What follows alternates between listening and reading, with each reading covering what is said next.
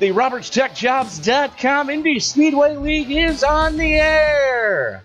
RobertsTechJobs.com, your Midwest leader in temp to hire and contract positions in the IT field for IT professionals, proudly brings you Chase Race number 3. User was moved to your channel. Live from Talladega Superspeedway in Talladega, Alabama, DW12 Series. Tony Trapasso up in the booth with you, joined by Mr. Joe Morganti this week. Joe, how the hell are you?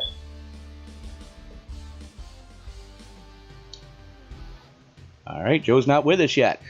This broadcast also being brought to you by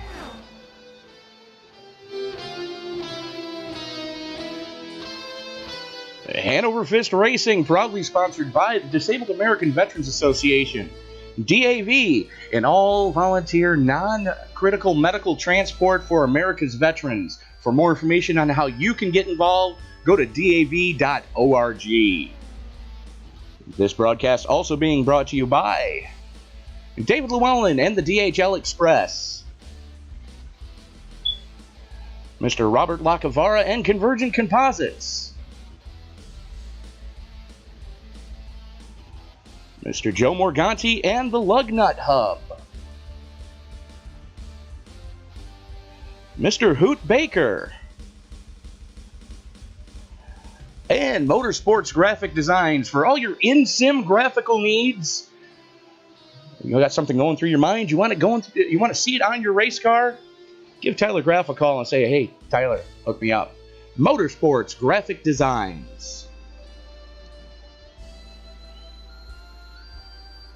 Chase Race number 3, Talladega, Alabama. Tony Trapasso up in the booth with Mr. Joe Morganti tonight. Joe doing race control duties. Joe, how the heck are you? I'm doing fantastic. Looks like it's going to be a really good race tonight. I dare say you are correct, sir. I think we're in for one heck of a treat here. Indy cars at the biggest track that we're going to see all season long, 2.6 miles. This thing is just a monster. And ladies and gentlemen, if you've never seen Indy cars bump draft before, you're in for a special treat, because this is one of the few places where you can get away with doing crazy things as such. Yeah, exactly.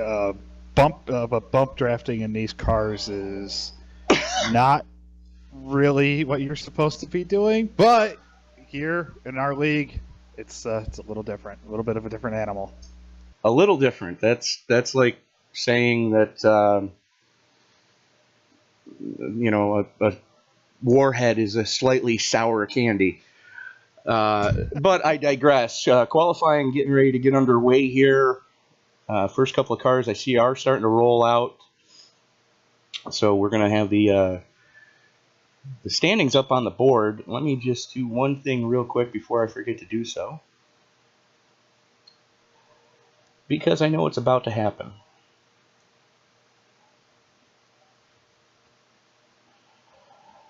All right, so we're going to go over the standings so far. This is the first race of what we're considering round 2 of the chase. And in the DW12, currently left in the chase, defending IRO 5 Series champion Cody Eldred with a win. You saw him do that last week.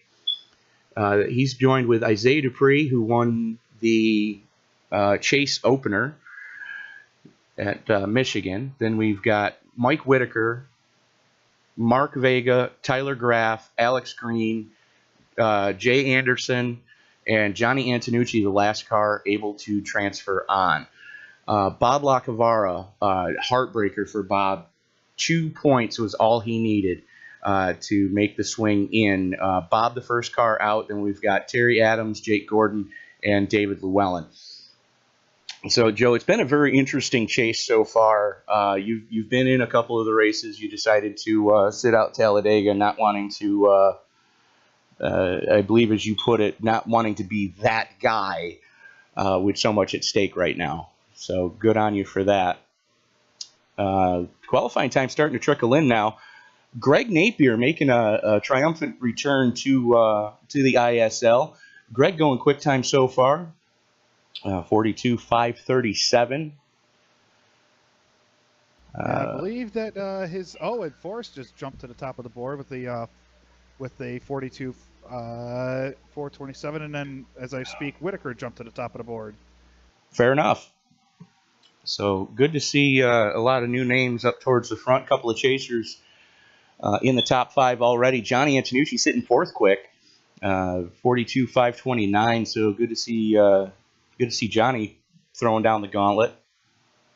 Don't expect Jay Anderson to be that low for long, as I'd like to point out that his Team Booze Brothers teammate, Gary Bauer, is back in the cockpit tonight. Gary finishing up his trip, able to spend the entire week detoxing from his excursion to the semi-great state of Colorado. So good to see Gary back in a car. Oh, there's one other person that we forgot. It's Ray Zerkut. Great to see him back in the series. Holy Christmas, yeah, I just caught that. Ray back with us, too, as well as Greg's father, John, as Greg goes back to the top of the leaderboard. So father and son going to be running with us tonight. John currently sitting 7th quick. Ray Zerkut sitting 8th quick so far, as we've got just over a minute left in qualifying. So would like to take this moment to remind everybody that we are in a holiday weekend, but please don't forget what this holiday is for. Now, you can say what you will, but a lot of people gave up quite a bit so that in this country we could have the freedoms that are afforded us. A lot of men and women have lost their lives over the years. A lot of families have, sacrificed so that, we can.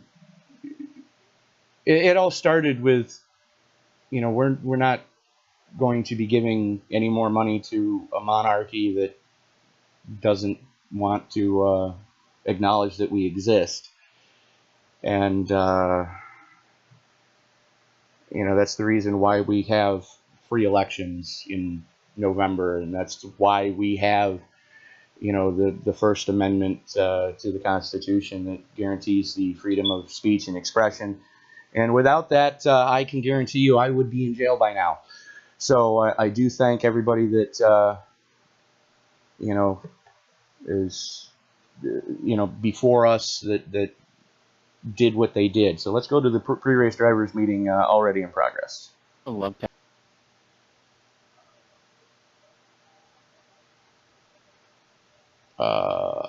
Apparently. That could be why, because Alex still is showing at speed. So Alex Green still out on the track, cranking off those qualifying laps. But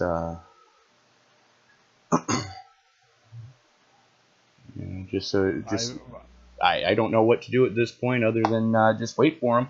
Sorry about that, guys. There we go. Late on qualifying. First and foremost, thanks everybody for being here tonight. Really good crowd for fastest race of the season. I hope everybody has a happy Independence Day. I'm going to keep this pretty short because I believe on the broadcast, Tony... It's a secret. Tony wants to play the national anthem. And remind me to hurt you later. Performed by Terry Adams. So, just chase, guys. Be clean to each other. If you guys see a C next to their names, give them a little bit more room. A lot of names I haven't ran with us before. Shake the rust off. Otherwise, let's be careful, be easy. Call your pits, and we can pit off 4 here. So be ready for everything. All right. Thanks, Alex. Just call your pit prior to entering turn 3, please. And yes, you can pit off of 4. Just please make sure you do call your pit. If you can't, if there's a lot of chatter, call it early. Don't be afraid to call it early. But yeah, definitely please call your pit. No fake pitting. Please do not scrub your tires. Again, like Alex said, if everybody that's in the chase has a C next to their name, so please, just be mindful of if you see somebody with a C next to their name near you, be mindful that they're still racing for the money. I'm not asking you to pull over and, just let them by, but just be mindful of, they've got more on the line than you do. So stay safe, give each other some room out there, and let's have a good race. All right, so pre-race drivers meeting getting ready to wrap up. Would like to ask everybody to please rise as our very own Terry Adams plays the American National Anthem here on the 4th of July weekend.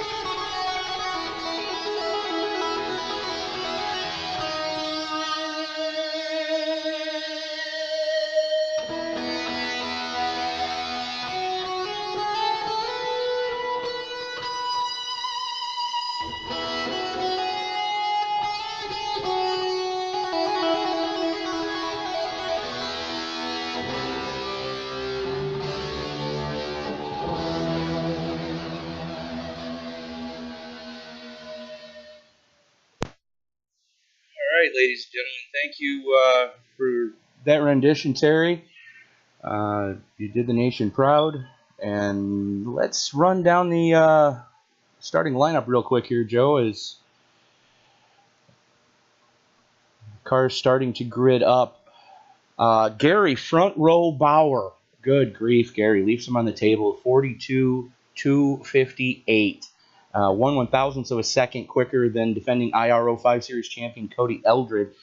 So Gary able to really, make the most of his return here.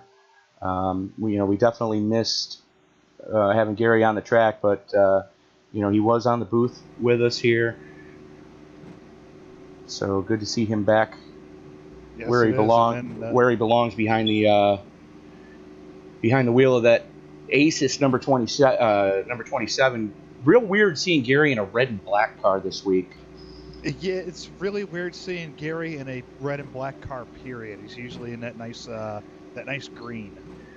And it's strange not seeing a liquor logo blazoned on the side of that car. But he's joined with IRO 5 Series champion Cody Eldred. That's going to make up row number 1. Ray Zirkett throwing down the gauntlet in his return, starting inside row number 2. He's joined with Jose Olivas, one of the recent call-ups from the Thursday night Icebreaker Pro Mazda Series.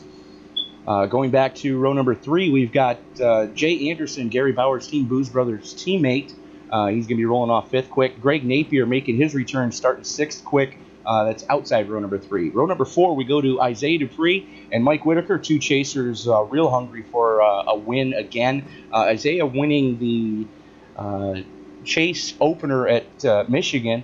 Mike still looking for a win in the chase, but still in the chase. Rookie Ryan Heater, first race ever with the league. Let's keep an eye on the number 39 to see how that works out. He's going to be joined in row number 5 with Forrest Sparks. John Napier returning to the league inside row number 6. He's joined with Bob Lacavara. Martin Miller and Mark Vega both running for Team Phenomenal make up row number 7. Row 8 sees Team NLR, Creighton Carter and Tyler Graff. And that's row number 8. Row 9 sees another NLR, Alex Green, joined with Johnny Antonucci. Dominic Byrne, the Irish Invader, makes up inside row number 10. He's joined with Chris Hamilton, and starting shotgun on the field, Mr. Ronnie Osmer, another recent call-up from the Thursday night Pro Mazda Series. Ronnie making some big waves in some previous races this week. You saw him in the IRO5 series. Just he almost won the damn thing. I mean, let's call it like we see it. He really did. I was pretty much up front with those guys all race on Tuesday night, and I gotta say it was probably one of the best races I've run at this track with the IRO5s. Absolutely, and I guarantee you that with what we've been seeing from Ronnie, the entire league is in trouble next year when this kid actually runs for the points. And I say kid because I don't think he's over the age of 18. He is not. and the level of racecraft that young man has is very impressive. So we're riding along right now with Gary Front Row Bauer and Cody Eldred as pace car getting ready to duck on in. Just take a look for the yellow rims, ladies and gentlemen, and that will tell you who is still in the chase. Yellow rims, yellow numbers, and pace car getting ready to duck on in. Now remember, the start-finish line is actually towards the entrance of, it's just past pit exit. So we've got a long ways to go and a long time to get there. As Gary Bauer gets a decent jump that might come back to bite him with as much distance currently as between him and Cody Eldred. And it looks like Gary Bauer got a really nice start. It's got like 2 or 3 car lengths in between Cody and himself, and Cody's already taken a look for the lead. Absolutely. That's the thing about the DW12. If you can get the slipstream like Cody did, you'll have the clear by turn 3, as we watch Cody Eldred make it look just that easy on the start. Cody Eldred up to the point. Gary trying to fight back on that high side. Gary's teammate threading the needle between Jose Olivas and Gary Bauer, trying to make it work. Team Booze Brother on the high side as Gary Bauer's going to lead lap 1. Cody Eldred hanging strong on the inside. Gary's got the clear. Is he going to leave his teammate hanging high and dry? Unfortunately for Jay, yes he is. Yeah, as they come down the backstretch, Jay has actually got a little bit of help from... That's Isaiah Dupree. Yes, it is Isaiah Dupree. He's looking to get Jay back up to the front there, and they were kind of 3 wide back in the pack as well. Speaking of 3 wide. And yeah, speaking of 3 wide, we're now 3 wide for second with Jay Anderson, the meat in the sandwich. Cody Eldred with a little bit of a clear as they come through the backside of the tri-oval. Isaiah Dupree hanging strong on the high side. The Canadian Invader showing that, hey, Canadians can drive too, not just Ron Fellows. Exactly. So you got Gary Bauer showing the way, and then you've got 3 chasers right behind him, hungry as all get out. And John Napier and Jose Olivas rounding out your top 6 as they are starting to gap Greg Napier. And looks like Greg's doing a little bit of the blinkies, so something to keep in mind, something to keep an eye on. Yeah, I've got an eye on him. You know, it might be blinking for you, but you know, his paint and his quality is near perfect. Well, still keep an eye on him, see if it keeps going on. I'm sorry, that was John Napier that blinked out for a second. John with 2 already. I knew it was one of the Napiers. I just didn't catch which one of the 2 because they're running so close. So John with 2 already, and then as we continue to just crank off laps here, 100 laps of scheduled distance here at Talladega Superspeedway, Talladega, Alabama, as it looked like who is in the Mac car? Is that John? That would be John in the 99 doing the death wiggle. Probably scaring the ever-loving bejesus out of Mike Whitaker, the world's fastest hippie. Is that your battle for 6th? actually 5th and 6th right now, as basically throw a blanket over the top 6. And they are, or top 7, I should say, as they are starting to gap Forrest Sparks, who currently sits in 8th. John looking on the outside Looking to make it 3 wide. with Isaiah. Thinking better of it, getting a little bit of distance there. As you see father and son running reverse paint schemes of each other there. And you see Greg. Go ahead. I think that John was just kind of testing the waters there, see if it'll work. And, Whoa! Big checkup. Holy crap. Looked to go inside, realized Jose Olivas was coming with a head of steam. Didn't want to have to check him up. Let's see who died. That would be Ronnie Osmer. Ronnie Osmer and Johnny Antonucci. Let's go to the replay of that one. You see Osmer there in the Mid-South 21. As we see, I believe that's Antonucci in front of him with Alex Green, 3 wide as they go into turn number 1. Looks like Alex just kind of sneaks oh, front there wing. it is. Yep, sneaks front wing right at the rear of the car, and then just Just turns him. hooked him. Oh, yeah. Well, let's watch that again. You see Antonucci in the middle there. The Irish Invader, Dominic Byrne on the low side. Alex trying to go.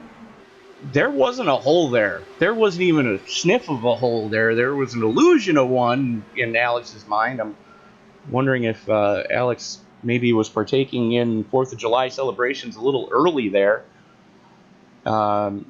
Just hooked Antonucci in the Kardashian. Looks like he's going to be able to limp it back to pit. So we should be okay. But, Alex Green definitely... let's take a look at the front of Alex's car. You can see it there. Yeah, the left front wing on that car looks like it's been sat on by a fat kid. And I am a fat kid, so I can say that.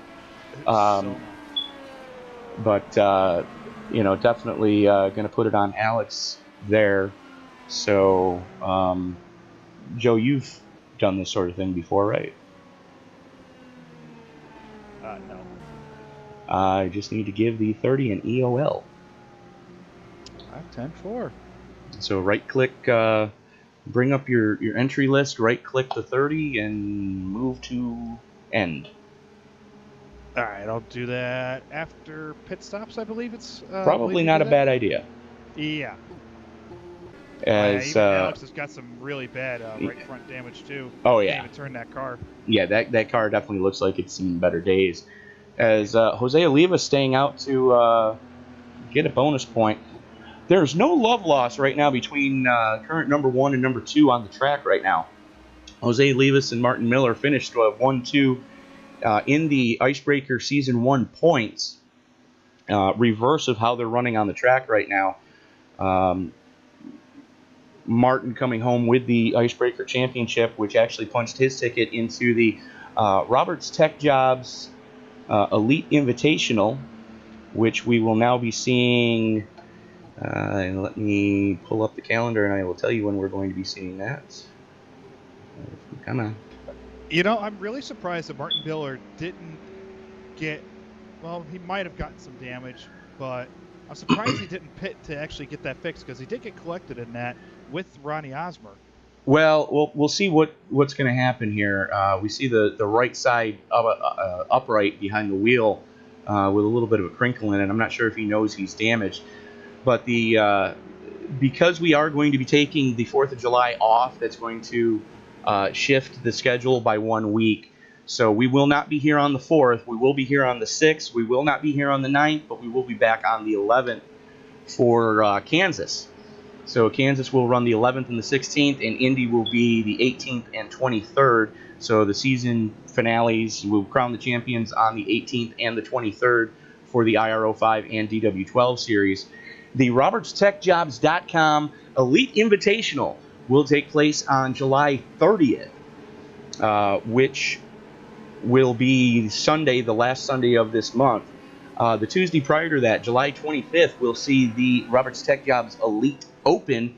Now, to qualify for the Invitational, you have to have won a race this past season in the IRO5s or the DW12s, or be a past champion in either of the 3 open wheel series. So Martin Miller is qualified, Cody Eldred is qualified, and there's a whole slew of drivers with wins on the season. I don't have the list in front of me, but right now the field is currently up to 20. We will transfer the top 3 out of the open into the invitational. They will be starting shotgun on the field. That will take place on the, again, the 30th will be the invitational. The open will be on the 25th. For more information, go to the league's Facebook page where everything is explained in detail. But we cannot thank RobertsTechJobs.com enough for all the support Bill Roberts and his crew gives this league. Yeah, and yours truly here, of the number 53 low-budget TV car, will be in that race as well due to my 2 wins this season in IRO5s. How could I forget, Joe? You are in the Elite Invitation. Now, mind you, qualifying, a little bit different setup with this race. It's going to be run kind of like a short track race. We will be doing qualifying and heat races on Tuesday night immediately following the Open. So a real busy night on the 25th now. So where you finish in your heat is where you're going to start the invitational. Where you qualify is where you start your heat. So, gotcha. And you and I need to get together later this week. Let me know when is good for you, and I will help you with the setup. I currently have one, but we can tune it and tweak it to your driving style later this week. All right, 10-4, bud. Thank you very much. Not a problem. I know that was one of your concerns going into this, and I'd rather have you, give you one of my setups than have you sit out and, miss out on a chance to win $50. As lights go out on the pace car, Team Booze Brother, all front row. Gary Bauer and Jay Anderson going to bring them back to green. Cody Eldred, Isaiah Dupree, Mike Whitaker rounding out your top 5. John Napier, Greg Napier, Forrest Sparks, Ryan Heater, and Bob Lacabara rounding out your top 10. A lot of chasers in the top 5. If it were to end right now, Jay Anderson, Cody Eldred, Isaiah Dupree, and Mike Whitaker would be the 4 transferring on. Now remember, this is race 1 of round 2. We will be making cuts after next week. The race that will take place in 2 weeks at Kansas, and then we will be down to 4, and whoever of that 4 finishes highest when we get to Indianapolis will be crowned the champion. 10 laps in the books, currently working lap 10. We will be taking the green on 11. Gary Bauer continues to show the way. Gary's led all but 2 laps so far tonight. And let's see what kind of shenanigans can be played with the teammates here. As Cody Eldred basically running by his lonesome, Isaiah Dupree running by his lonesome. Let's see if they get hooked up. Mike Whitaker, another lone wolf out there. So the 3 lone wolves, and you got Jay Anderson with his teammate to his inside. As the pace car is in, we are ready to turn them back loose. Gary Bauer dropping the hammer, Jay Anderson going with him. And Anderson able to slot into second. Cody Eldred not getting the greatest start in the world, but able to hang with him. Jay all over the backside of his teammate. Not sure if Jay's going to go for the lead or if he's just going to hold station as Isaiah Dupree gets a great run on the outside. Plays duck and peek. Looks like Jay Anderson content to push his teammate right now. And Jay playing the points game as we head into turn number 3. They've got Cody Eldred in tow. Isaiah Dupree on the real high side there. You were talking about Cody Eldred and another driver looking to possibly hook up. I would not be surprised to see his teammate and my teammate Dominic Byrne, if Dominic can actually get up to the front, help Cody to a win to secure himself in the next round. That wouldn't really surprise me either, but we're just going to have to see what's going to happen here. Exactly.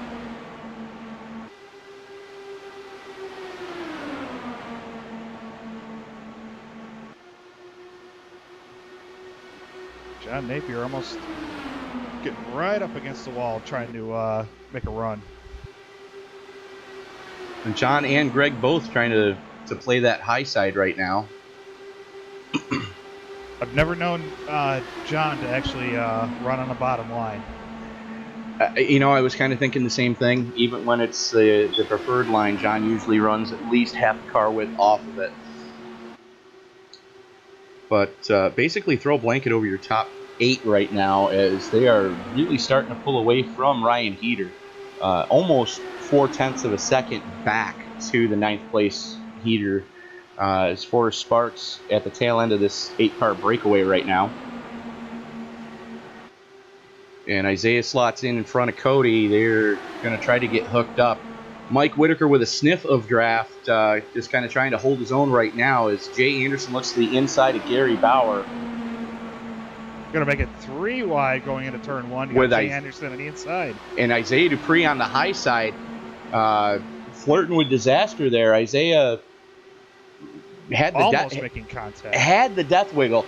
If they didn't make contact, another coat of paint on those rims of either car, they would have been in deep trouble. Oh, yeah, definitely. So Jay Anderson with a nose out front right now. Cody Eldred right behind him. And you see that 3-car hookup right now with Gary Bauer leading the freight train. Mike Whitaker right behind him, and Isaiah Dupree right there as well. Whitaker dives to the inside to get hooked up with Eldred. I've just heard that Isaiah Dupree does have damage from that contact, so they did actually make contact. Oh, yeah. You can see a little wrinkle in the sideboard right behind the left front wheel on Isaiah's car. It's just got a little wrinkle in it, and it's hardly noticeable, but you can see it when the light hits it just right. It doesn't seem like it's affecting his draft at all. Those uprights are mainly there for stability in a straight line, as we're running the Indy body setup right now. With the straightaways at Indy, as long as they are, they're just trying to, keep those cars to stay. And you see a little crinkle in Gary Bauer's right upright there. Right on the leading edge of it. You can see it's just got a little bit of a crinkle to it. So that's going to definitely affect the pit stop the next time they hit one. I did not see how many laps we could get on a green flag stint with this setup. Everybody currently working lap 9 of this current fuel run, as Jay Anderson, Mike Whitaker showing the way. Cody Eldred hooking up with Gary Bauer on the high side right now. Whitaker currently sits in second. Eldred's going to definitely want it back. And Cody getting that nice shove from the 27. He is. Whitaker was still able to hold on. The low line is definitely... Whoa, as Napier just touches the apron, gets the death wiggle. Luckily, everybody on that second line was high enough that he was able to collect it back up without killing anybody. And that's one of the reasons why you see John Napier a lot of times run that higher line, so he doesn't have to flirt with that apron. Yeah, more death wiggle coming from Napier, almost getting into that left front of Gary Bauer. As we see Whitaker go to the high side, and who died? Oh, Jose Olivas, little West Coast 3-wheel action going on there. Let's see what took place there, as Hamilton didn't know he was there. Olivas and Hamilton getting together. You see Hamilton there in the 8, Olivas in the flaming green and white number 87, and just... You know what? I think that the 8 went up, tried to go high to block Jose. Well, let's watch it from a chase cam. And it just didn't work. He tried to pinch him and just ran out of room. Yeah, that's exactly what happened. Hamilton was... if you watch it from a chase cam on Jose, you can watch Hamilton make lane changes, and just... He was coming up, and Jose had nowhere else to go other than to eat the wall. So, it's not like Chris didn't have a ton of room down below, because he had way more than enough there. And it looks like Johnny Antonucci to the inside. No real pressure to the inside, and Hamilton, yeah, that's exactly what happened. So Hamilton trying to pinch Jose. That was a battle for position that just ended poorly. So it looks like Hamilton's having to tow that thing, and he ended up upside down. So how'd that work for you, Chris? Not very well. Yeah, how's that working for you, as Dr. Phil would say? As Mike Whitaker, the world's fastest hippie, taking over the point, getting that all-important bonus point towards the chase total.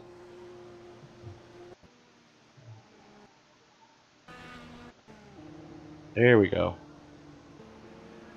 Mike had a little bit of a blink there. Either that or I lost him. I'm not sure which. Whitaker staying out on lap 12 of this current stint. Everybody else from second back going down pit road. Johnny Antonucci looks like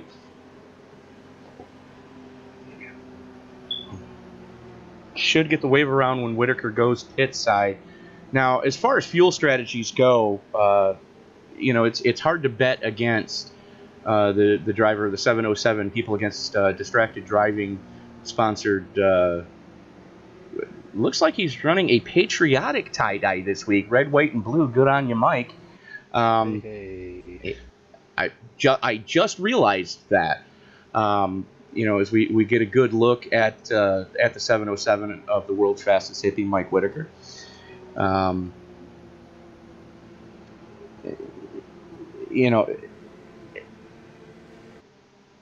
I completely forgot what I was going to say.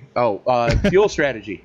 It's hard to bet against Mike because when it comes down to fuel strategy races, as he brings the 707 pit side, looks like Johnny Antonucci going to stay out for the wave around. Not sure how much that's really going to help at this point. As Antonucci with 11 in on his stint should get the wave around this time, I believe. So, yeah, I believe if Creighton didn't get any incident points, which I don't think he did, then Johnny Antonucci would actually receive that wave around. Well, let's see what we've got here.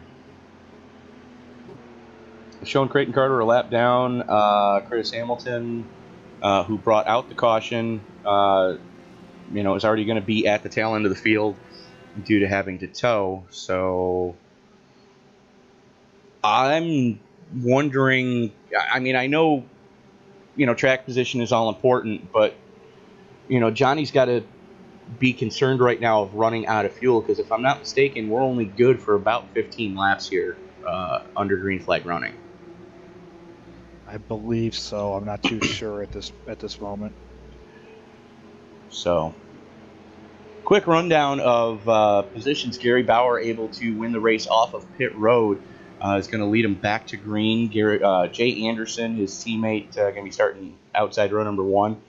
Then we've got Cody Eldred, defending IRO5 Series champion and still chase contender, starting 3rd. Then John Napier and Forrest Sparks rounding out your top 5. Greg Napier, Ryan Heater, Ray Zirkett, Ronnie Osmer, and the Irish Invader Dominic Byrne rounding out your top 10. And then we had a whole slew of chase contenders. Tyler Graff, Alex Green, Mark Vega, 11th, 12th, and 13th. Then we go back to Whitaker, who now sits in 17th, joined with Isaiah Dupree, who is the last car on the lead lap in 18th. So it'll be 80 laps to go this time across the stripe. As I dare say Johnny Antonucci should get the wave around here because he is in front of the leader, so he's going to get his lap back that way.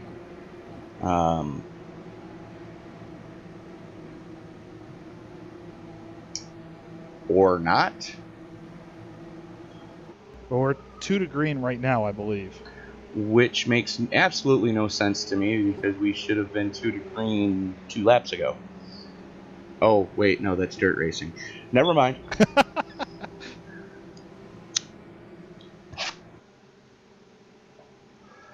That's one thing I got to give iRacing credit for with their Dirt Series caution setup is they give you 1 lap to catch the field, at which point opens the pits whether you caught the pace car or not. 1 lap to get the car fixed, 1 lap to form up, and then you're back green. And they don't F around. No, they do not. And that's it's good to see, but it's not so good to see if you're involved in what brought the caution out. Right. But it does make for a lot quicker shows. So quick rundown of the points as they currently sit. As of right this second, Alex Green, last car in. Alex, last car in. Wow. Yeah, Jay Anderson sits in second. Cody Eldridge sits in third. Then the next chaser is Tyler Graff in 11th. And Alex Green fighting with Mark Vega. Alex, the last car in. Should the round end right here. So I would like to see Alex get in it because he's fought hard. He is the guy who pretty much helps run this thing. I believe he's the one that started this league. Well, he is the league owner, yes. Yes, I would like to see him up front and actually, contending for a win and make it to the next round. It'd be really nice to see that. It would be, and in his defense, Alex's driving has vastly improved this past season. I can speak from personal experience that during Season 1, Alex's driving during Season 1 of the IRO5s is part of the reason why I'm in the booth, because I don't think my blood pressure could have handled another season like Season 1. But after watching him up in the booth all season long, his driving has vastly improved. And I dare say it was all of the dirt racing he did when dirt first got released that really helped, calm down his driving. So lights are out on the pace car. Field's starting to form up 2 by 2. If we could get Greg Napier to tighten up a little bit, that would be great. As Gary Bauer, Jay Anderson, Cody Eldridge, John Napier, for Sparks, Greg Napier, Ryan Heater, Ray Zirkett, Ronnie Osmer, and the Irish Invader Dominic Byrne joining us again, rounding out your top 10 as they work through the 3-4 complex here on Independence Day weekend. Happy 4th of July to all our American viewers. Happy belated Canada Day to all our Canadian racers and fans. And a special hello to Miss Betty Lou up in Minnesota watching her son-in-law lead this beast. As Gary Bauer gets ready to bring him back to green, and big checkup on the outside. Green flag. Big checkup on the outside, but Team Booze Brother gets a great jump. They really caught Cody Eldridge sleeping there. As Cody's already got an almost 10-mile-an-hour advantage as he comes down the back straightaway. Can he get the clear going into 3? No help. Gets the clear. Doesn't. Oh, wow. Whoa. And that is how big of a hole these DW12s punch in the air. Cody Eldred able to come from about 10 car lengths back to get the lead. Can he hold it? Is Jay Anderson pushing the daylights out of Gary Bauer right now? And at the stripe, Gary going to lead that lap again. Cody still a bridesmaid, but he's got Team 3 Must Get Beers teammate Dominic Byrne right behind him. Cody Eldred with a lot of help right now. This is where it gets interesting. 2 teams up in front. Each one has 1 teammate in the chase, 1 teammate not in the chase. I hate to correct you, but I believe that's Forrest Sparks that is actually helping out Cody Eldred. I stand corrected. The red, white, and green, or I'm sorry, the green and orange threw me off. I thought that was Dom for a second there. You're right, that is Forrest Sparks. Dominic is back in 10th right now. I see that. That second pack. I thought Dominic had the start of his life. And as Cody fights to the high side. Yellow, yellow, yellow. And caution is back out. Let's see who died. It would be my favorite Canadian. Let's see what happened to Isaiah Dupree. Whoa! Thank God this is a simulator. Yeah, really. We're going to back that up a little bit. You see Jose Olivas and Bob Lacavara there. Bob to the inside, Jose in the middle. And it looks like... Bob came up a little bit. Looks got like... to the left rear. Part from column A, part from column B. Let's go to a chase cam. We're following a chase on Jose Olivas in the stream right now. And I'm going to have to say that Jose came down just as much as Bob came up. So, that's kind of a two minds meeting where there's not enough room. We're going to watch that at half speed now. And we're going to And Isaiah Dupree back that up just a little more. Getting collected in that wreck. Yeah. Oh, wow. Victim of circumstances. You see, we're following along again with Jose. And you see Bob to the inside. Jose comes down below the line just as Bob just ever so slightly touched the apron. And, yeah, Isaiah Dupree with nowhere to go. We're following along with Bob now to see just... Actually, Bob's car never moved. If you follow a chase with the number 5, he is right dead center of that bottom lane, and that car never moved. Jose just dipped 2 tires below the dotted line and came down into Bob. So, you being race control, if you want to watch that from a replay of Bob's car, it definitely looked like Jose came down way more than Bob came up, because Bob's car was right dead spank center of that lane when the contact happened. Right. I'm starting to see that now. Bob, yeah, he just kind of stayed right there. And so, yeah, it's. I would say that's pretty much a racing incident there. Racing incident, but with chase implications on the line here, it's your call. You are race control, but to me it looked like Jose came down. And, Isaiah Dupree just absolutely nowhere to go, just gets annihilated.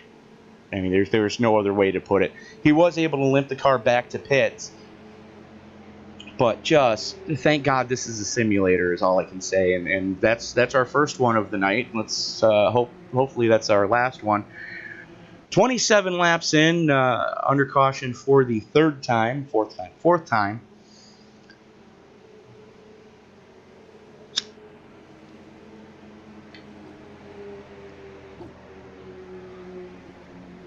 So Gary Bauer staying out, Cody Eldred staying out, Forrest Sparks staying out, Jay Anderson, Greg Napier, John Napier, Dominic Byrne, all electing to stay out 9 laps into this stint. Tyler Graff in 8th, the first car to take fresh tire. It looks like Tyler only took fuel, 4.9 second stop.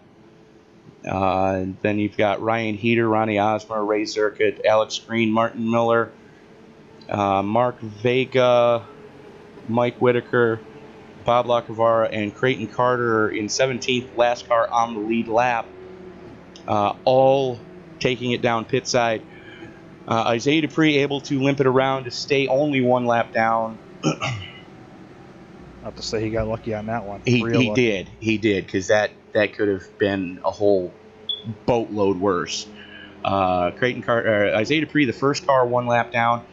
Chris Hamilton 1 lap down. Johnny Antonucci now 2 laps down. Jose Olivas now 2 laps down. As looks like Jose had to tow.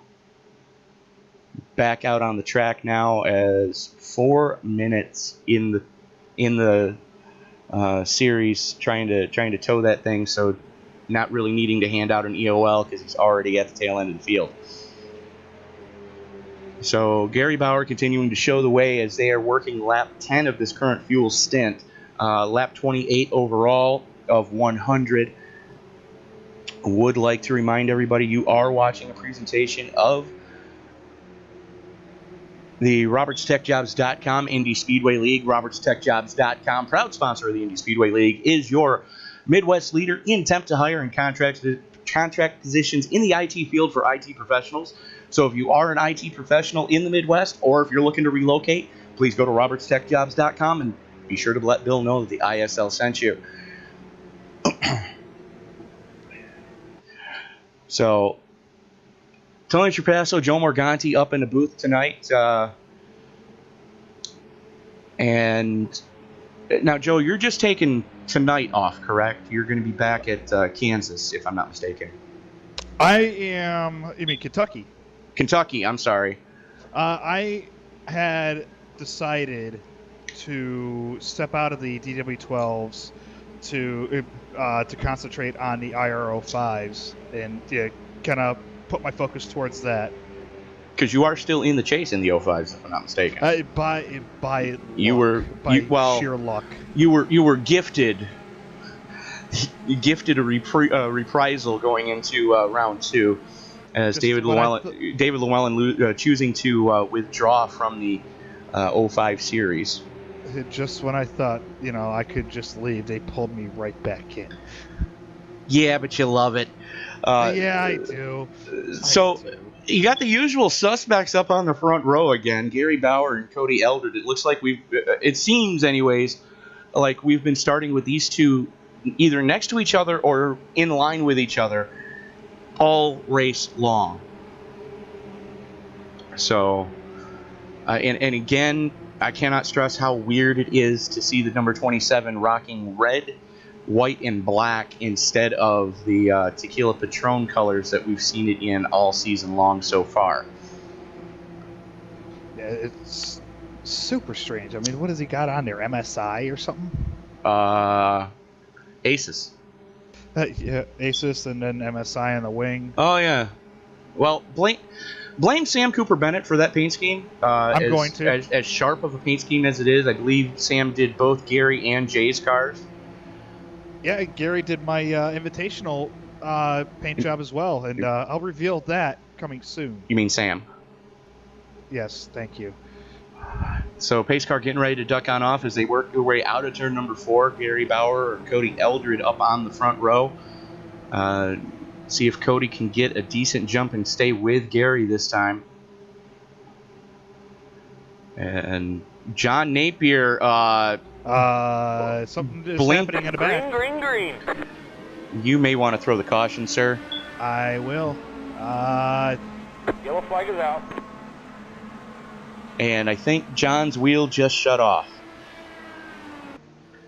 Let's watch that again. As we'll go back 15 seconds. So watch the red and yellow number 99. You see him blink, and then you see him go down into Dominic Byrne, and then up into, looks like the 77 of Tyler Graff, as the field plays duck and peek to try to get around him. I'm going to go out on a limb and say his wheel probably shut off, which is something that has happened in the past to other drivers, or the wheel just straight up locked up on him because it looked like he had very little, if any, control of that car at that point. Either his wheel shut off, or when he blinked, his screen went completely black. Which has been known to happen as well. John is running triples, and when you're trying to run... John and Greg are running in the same household, so you're asking. That's a big ask from an ISP. To cover triples on John's rig, and I believe Greg is running trips as well. So you're asking your internet service provider to basically provide 6 screens worth of, pardon my language, folks, 6 screens worth of shit. Something's got to give. And can confirm, I just heard over the radio that his screens did go black. Okay. There you go then. So tough break for John. Having to tow it looks like. That's going to put him 1 lap down. Tyler Graff should be able to get that car fixed as they're catching the pace car finally. So back under caution here.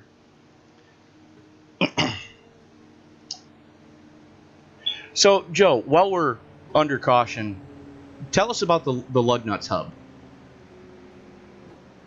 Lugnuts Hub is basically it's my streaming name. It's who I am. My friends gave me the name Lugnut, and I've just kind of ran with it. I decided, I'm like, okay, what am I gonna have for a name when I start streaming? And somebody just said Lugnuts Hub. I'm like, there we go. Now that's your Twitch stream, correct? That is my Twitch stream. I also have a Facebook account as well. It is facebook.com/Lugnutshub53. All right, fair enough. So, and Gary Bauer bringing it pit side. Cody Eldridge staying out, getting that bonus point finally. As we watch, I believe that was Isaiah Dupree go screaming goodbye on the high side. Nope, it was Creighton Carter. So Creighton Carter getting the lucky dog. Isaiah Dupree, the last car on the lead lap. Last car on the lead lap is Creighton Carter, yes. I'm showing Isaiah Dupree. Oh, yes, he's getting his lap back. I'm sorry. There it is. So Isaiah Dupree getting his lap back. The Canadian Invader.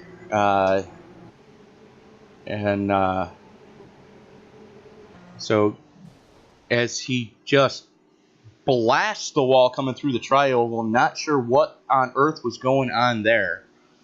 Yeah, I'm about to tell him that. Clicked on him to watch him in the stream just in time to watch him wad the right side of that race car. So, looks like Cody Eldridge taking it pit side. Got his team, Three Musket Beers teammate, the Irish Assassin, Dominic Byrne. How many nicknames you got to give him? It's what he is, the Irish Assassin. You got the Canadian. You got the Canadian potato. Well, you got the Canadian Invader and the Irish Assassin. Because Alrighty. Dominic Byrne will sneak up behind you and just annihilate your race. Good to see Dom running the PH Aware colors. Now, Joe, not sure if you heard the broadcast where Bill Roberts explained what he was looking for from the drivers for the Elite Invitational. Every driver who runs in the Invitational portion on Sunday will be racing for a charity. Yes, and as I had said, Sam has made a special paint job for myself, and I'll be revealing that as we get closer to the end of the season. Okay, fair enough. Now, mind you, it's supposed to be for the Pro Mazda. Yes. So, but Dominic Byrne running PH Aware colors. Terry Adams running for DAV, Disabled American Veterans. And as soon as I can find Dr. Vega running for PH Aware and the Mighty. Now, for those of you who don't know what PH Aware is, it's one of the big charities in the league right now. Pulmonary hypertension awareness. It's basically where the blood vessels in the lungs constrict, and it really makes it difficult to breathe, and it leads to all sorts of other health problems, and it's been known to be the silent killer because it can be difficult to diagnose unless the doctor knows exactly what they're looking for. Exactly. So a lot of members of the ISL currently running PH Aware because we do have at least one member with pulmonary hypertension, and I won't say who that is out of respect for that driver. But you see Vega running the PH Aware colors, also running for the Mighty, which brings to light suicide prevention in younger people and other mental health organizations that can try to guide younger people towards getting help. So a couple of really good charities there on the number 3, and then you see the 707 of Mike Whitaker driving for Persons Against Distracted Driving. Always a very very noteworthy cause there. So A lot of charities already being represented as rookie Ryan Heater sitting up on the front with another newer driver, Martin Miller, who won our Icebreaker Thursday night Pro Mazda Series Season 1 championship. And Alex Green sitting in the top 4. Good on you, Alex. So, good job, Alex. Yeah, good run for the Home Depot Husky number 30 there. Let's see if he can maintain that for the rest of it, as we're going to be crossing for lap 35 of 100 when we get the green. So this is going to be Heater's first restart up on point. It's going to be interesting to see what takes place with the number 39 car.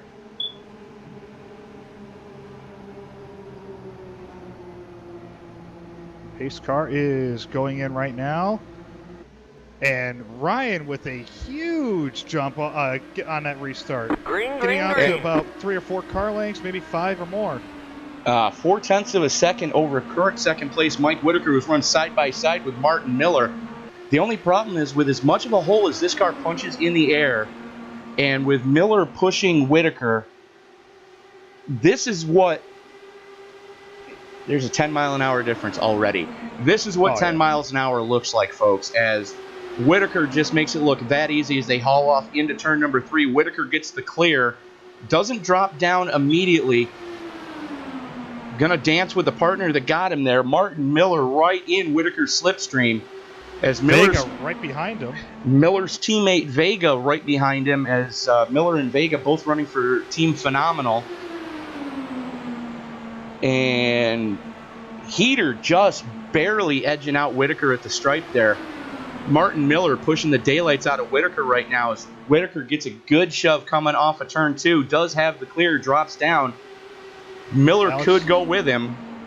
Alex looking to take some air off the rear spoiler for Vega there. Is that Heater? That's Miller and Whitaker up on the point right now. Miller on the high side, Whitaker on the low side. Wow, good on Martin Miller. I said to my other teammates, Martin Miller is probably going to be, one to watch out for as the season progresses and going into next season. Absolutely. Martin Miller and Ronnie Osmer, both 2 very impressive young men coming out of the Pro Mazda Series. Both of them getting the call-up early. Jose Olivas, the other one, getting the early call-up. All 3 of them have really made strong waves so far, as Alex Green is a man without a home right now, trying to get low, finally able to drop down in front of Heater, as Miller goes to the high side again with a nose out front as they come through the tri-oval. Alex almost looking to punch a hole. Wouldn't really recommend it. Miller getting the lead that lap, 0.08 at the stripe. Wow.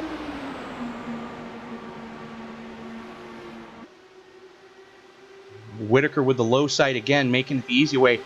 Vega on the very, very top side of the racetrack, trying to get that third line working. Here comes the rest of the field from the back. Oh, man. I think it's like the top 13, top 14 are all, you can just throw a blanket right over them. From 1st to 12th is less than half a second. Wow. Vega giving a huge push to Martin Miller on the outside. Well, Vega had a wicked run on that high side, able to keep it really wound up. I think on that restart, Vega, you were saying that Whitaker and Miller had a 10-mile-per-hour difference. I saw Vega having a much bigger run, probably about 15 to 20-mile-an-hour difference. Well, it all depends on, as they go 3 wide for second place. Good grief. Hang on to it, Alex. Yeah, Alex. Come on, buddy. That almost ended 8 different kinds of poorly, as Alex Green almost getting into Martin Miller. Alex just ever so slightly touching the apron there. That could have ended all sorts of poorly. So current chase standings: Whitaker, Green, Vega, Anderson, last car in 7th place.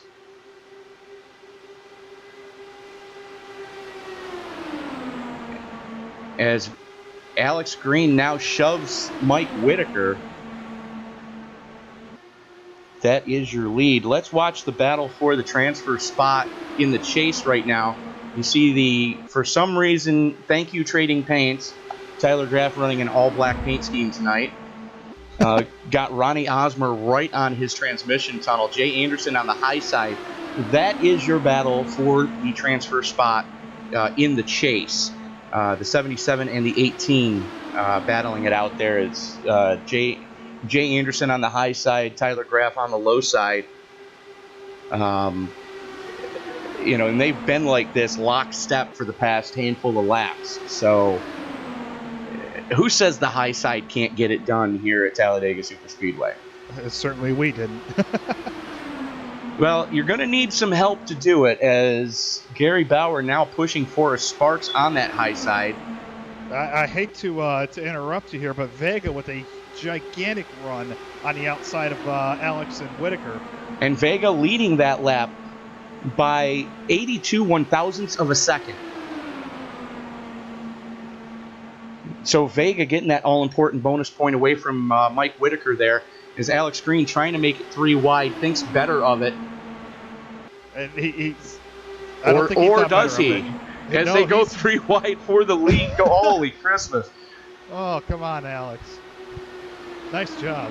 It is a little early to be making that type of move, though, as we're still not halfway. 42 of 100. You're currently working lap 42, I should say. As Vega got the bonus point, now he's dropping back. Forrest Sparks right on the transmission tunnel of Mike Whitaker. Forrest going from 5th to 2nd in just about as many laps as it took me to say that sentence. As Vega getting another run on the high side. 3 miles an hour difference. Vega 231 miles an hour hauling off into turn number 3. Mike Whitaker 227. Get a good shot from Alex Green there. Yes, he is. And Alex, one of the few chasers not running the yellow rims. Apparently Alex didn't get the memo. Neither did Tyler Graff. Even though Alex is the one that wrote the memo. Yes. And it's from what it sounds like, pit stops are actually going to be taking place here in about this lap. Okay, so they can get about 18 laps in. As the first couple of drivers calling their pit. Whitaker and Vega showing the way right now. Forrest Sparks 13 in, so he still has a couple laps in the tank. And as we said in the drivers' meeting, you have to call your pits. But you can't exit. But before you enter 3, but you can use turn 4. There's everybody just barely getting it woed down to the 70 mile an hour speed limit. Forrest Sparks inheriting the lead. Jay Anderson and Gary Bauer almost having a calamity there. As Tyler Graff sits in 4th right now. On the low line, and Gary Bauer hanging his teammate out to dry as he throws the block on Forrest Sparks. Bauer back up to the point. I gotta say, that's a really pretty paint job on Forrest. What are you seeing Tyler Graff running? Because I see him in an all-black car. I am seeing him in a almost Rusty Walsh-ish paint job. It's red, white, black, carbon fiber with the NLR logo on the engine cover. All right, let's try refreshing Trading Paints again, because Trading Paints hates me. It's actually an absolutely gorgeous paint job. And I can't see it. Thanks, Trading Paints. I hate you. I really hate you. As Graff and Anderson running side by side. Cody Eldred right now would be the last car in. As Graff taking it pit side. Jay Anderson, Gary Bauer staying out another couple of laps. Working lap 15 of this, and now 16 of this fuel stint as they're on lap 47 overall. So green flag stops. It's going to be interesting to see how this shakes out. And Gary Bauer calling his pit now. Let's see if his teammate goes with him. His teammate able to save some fuel, but not going to have any drafting help.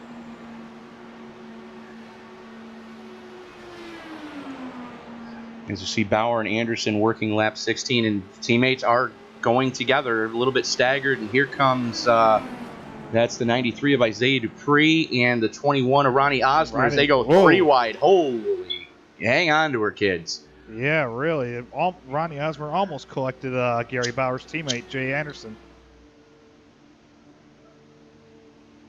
And Dominic Byrne goes to the point. And Isaiah Dupree doing the smart thing, ducking in behind Jay Anderson. Going to have to back up.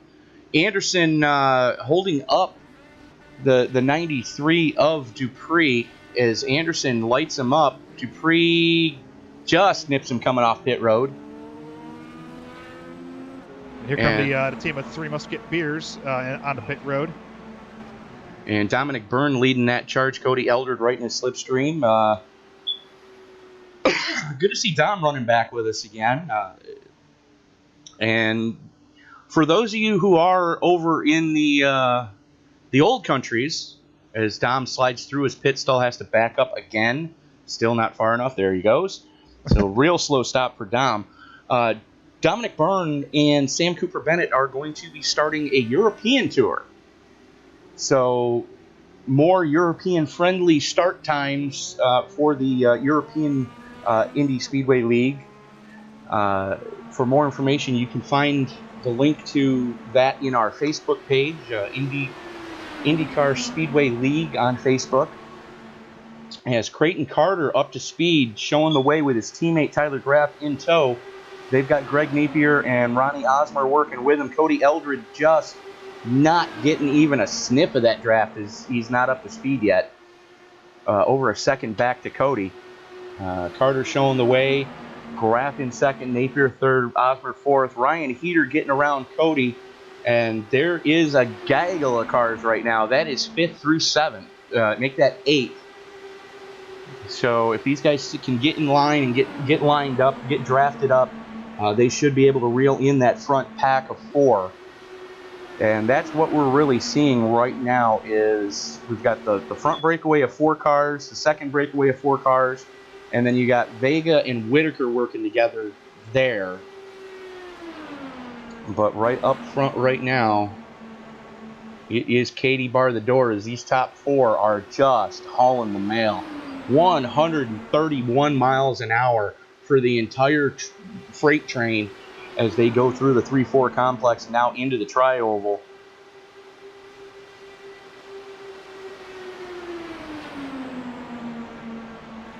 As we are going to be just about halfway. We will be halfway next time by. Everybody getting their green flag stops finished.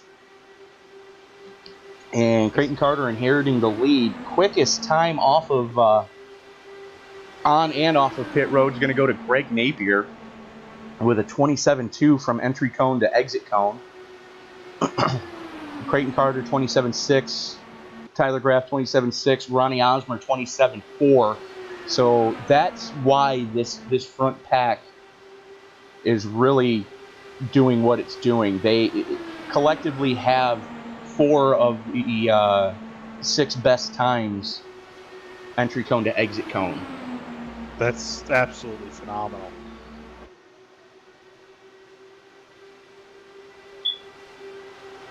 Well, we kind of expected to see Ronnie Osmer running up towards the front. We expected to see Tyler Graff, Creighton Carter running up towards the front because this track really, if you're not afraid to take chances, which, again, the top 3 have shown that they're not afraid to put it on the line. Exactly. I mean, I was thinking of something, but it just kind of flew out of my head. Don't you love when that happens? No, I don't. So let's try refreshing trading paints one more time. As Creighton Carter shows the way at lap 48 to go. Lap 53 of 100. We got Tyler Graff sitting at second with Ronnie Osmer and Greg Napier bringing up the tail end of that first pack. And you got in the second pack, you got Ryan Heater, Isaiah Dupree, Cody Eldred, and Alex Green. Not necessarily in that order. No. You know, I was a little reserved watching Heater in practice and hearing that, oh yeah, no, Alex said he could run, and he's actually impressing me right now. He's for the most part stayed out of trouble, hasn't caused anything major to take place. Kept his nose clean so far, running top 5, and you know the young man is impressing me. He's impressing me as well, and for my just for my first year in this league, I've seen a lot. I ran with the regular the normal crew, and then some new people started coming in, and for somebody who is in his first race in the ISL, he is impressing the absolute hell out of me. Well, especially at a place like Talladega where you're going to end up with a 4X whether you want one or not. Just because it's pack racing. When you come to a place like Talladega or a Daytona, and you're talking restrictor plate tracks, and we don't have restrictor plates on Indy cars. So that's why these guys are cranking off into the turns. We're watching this battle right now. Ryan Heater just cranked off 232 mid-corner. Yellow flag is out. As they were catching that front pack. Let's see who died there. Jay Anderson. Ooh. What happened there? We'll see Anderson there on the high side, and wow. I'm going to watch that from a chase cam. See Anderson on the high side, John Napier on the low side, and that was net code. It was definitely net code because they didn't even make contact, and Jay's transmission tunnel just got sucked into the banking of the corner. Exactly. Unfortunately for Jay, that was not John's fault. No, honestly, it was not. But that is going to be a tow, so that's going to be a heartbreaker for Jay for the second time, for the second straight portion of the chase. Jay is going to have a horrid round 1 of the series, and he's going to be battling back when we go to Kentucky next week. And good grief, that's a heartbreaker there. It really is. I hate to see that for him. But Creighton Carter continues to show the way. I'm actually kind of surprised Creighton, and now I am seeing the paint scheme on Tyler Graff's car. And you are right, that is a tribute to the old Miller Genuine Draft paint schemes that Rusty Wallace used to run way back in the day. And Motorsports Graphic Designs on the side of that one, Logitech, NLR. So, yeah, that is a very sharp-looking paint scheme as it finally appears for me. Ronnie Osmer's still running the Mid-South, so we're going to need to get something on his car. I believe he said he had paint schemes, but, this is going to really shake things up. Osmer inheriting the lead there, winning the battle off pit road. So Osmer 27 flat. Cody Eldred not taking tires. 25-7. Wow. So that jumps Eldred up into 3rd. You got Chris Hamilton getting his lap back in that beautiful Abutta number 8. And your teammate, the Irish assassin, Dominic Byrne, not taking tires as well, 25-3. The absolute fastest pit stop, entry cone to exit cone, that series there. And yes, Hamilton, and yes, that is a sharp-looking paint scheme on Hamilton's number 8, black and blue. Still trying to figure out the Forest Sparks paint scheme. Not sure I completely understand what's going on there, but we'll go with it. It is a camouflage paint job. Right, orange and green, and that's what threw me off. That when I first saw it, I thought it was Dominic Byrne. Right, it's really, really nice paint job. Oh yeah, no, whoever did it, it's a sharp looking paint scheme. remind me sometime later this week if you have time. I need to show you the Formula One car I did as a joke paint scheme when I found out Haas was going Formula One racing. Oh, nice. I did a Bass Pro Shops Mossy Oak and Mossberg Williams Formula One car. That sounds sick. And every time I've shown up to a Formula One race with it, everybody's given me a rash of fecal defecation about it. That's the censored version of it? Yeah. 10-4. And when I've cranked off the qualifying laps, like I normally will run whenever they go to Watkins Glen, considering that's my home track. Right. I'll crank off a qualifying run, and it's at that point that the fecal defecation hits the rotary oscillator. Technical definition, I love it. Absolutely. If you can't wow them with talent, dazzle them with bullshit. So Ronnie Osmer, speaking of wowing them with talent, up on point right now, and I've said it before and I will say it again. The entire league better be watching this kid, because he came in, he just barely got the cutoff of when we were going to stop bringing in new people from, the call-ups. Right. He was one of the last to get called up, and I can tell you right now, the entire league better be taking notice of the driver of the 21, because he has been putting on just a complete clinic. This kid, I met this kid in real life. I met him last year at Talladega Super Speedway during the ARCA races, and apparently he actually runs, I believe it's Super Late Models at Five Flags, and I believe he's on an ARCA team. He is both, and this past week at Five Flags, they did have a little bit of trouble in qualifying. They started 19th, but they were able to avoid the wrecks and salvage a 14th finish at Five Flags. If you've never driven Five Flags, it's one of the toughest tracks in the country to really wheel a car around consistently fast, because it's old pavement. They haven't paved it since they shot the movie Six Pack. Oh my God, that is so long ago. Pensacola, Florida, Five Flags Speedway. They have not paved the track since they shot the movie Six Pack back in 1981. Oh my God. And Ronnie was able to survive the race there this past weekend, and come home with a 14th place finish. And if you've ever driven the iRacing version of that track, you know that turn 4, if you're not down by the pit road wall, you're gonna die coming off of turn 4. And for a young man like that to be able to have that knowledge and have that racecraft to be able to survive all the wrecks there, you're seeing it here tonight. The fact that he didn't have the greatest starting spot, but he is up on point right now through just hitting his marks, pit stop after pit stop after pit stop.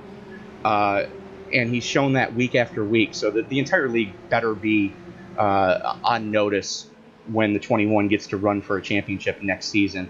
As he's holding them back, everybody's checking up. Oh! Wow! Green flag. Waiting for the green to come out, and there was checkup after checkup. How nobody died there, I have no idea. Jose Olivas having to take evasive action going down pit road. And Tyler Graff getting a run on the high side. Cody Eldred right behind Osmer, and Graff with a 5-mile-an-hour difference as they haul off into turn number three. Graff's going to get the clear, and his teammate's going to throw the block, so Osmer can't try to come back on him like we see Gary Bauer do so many times. Osmer now with a 2-mile-an-hour difference, and who is that spinning through the grass? Greg Napier getting hooked and going down pit road backwards. As we watch stay with this battle up front. Tyler Graff, Ronnie Osmer, Cody Eldred, Creighton Carter, Isaiah Dupree, your top 5. As Dupree and your teammate Dominic Byrne running side by side right now. That is for the number 5 position. Vega on the very high side, throwing his hat into the ring. And here comes Alex Green.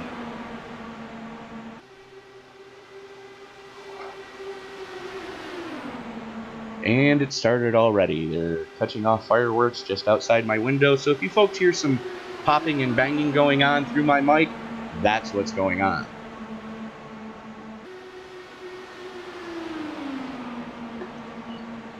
Graff continuing to show the way, getting that all-important bonus point finally towards his chase total. Graff, Osmer, Dupree, Eldred, Vega, your top 5. So in the top 5, the only one, again, who is not in the chase, Ronnie Osmer. And we have seen this all through the chase so far. Osmer being the only non-chase contender as Vega eats the wall.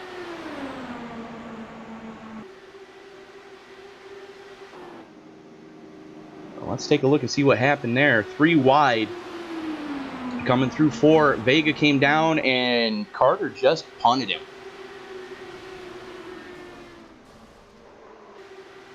Yeah, he did. Vega not able to stay in that 3rd lane, just came down a little bit and caught Creighton Carter in the 71. We stayed green as Vega was able to keep it out of the racing line. The battle right now, though, is right here. And we have a wreck. Yellow, We yellow, have yellow. another wreck. Martin Miller. Ryan says watch his on board on that one. Wow. Somebody just went airborne.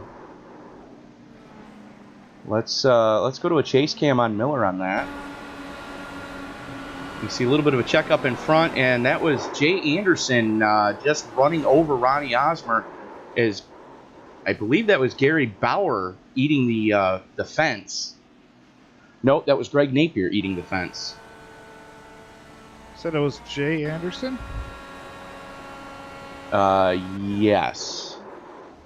Getting into Martin Miller. I saw yellow rims. So we're riding a chase with Miller right now. And you see a little bit of a checkup in front of him. And Jay Anderson just cracks him right in the Kardashian and turns him. And that may have been Gary Bauer even.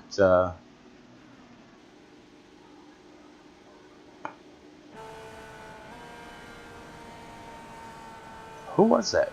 That was John Napier playing the part of a piñata. Let's watch from Napier here. And you see this about to happen in front of him, the second pack up, as airborne and into the catch fence. Helmet first into the catch fence, I might add. So again, for the second time tonight, thank God this is a simulator. And that caution came out at the perfect time for Mark Vega. Vega had just taken it down pit road.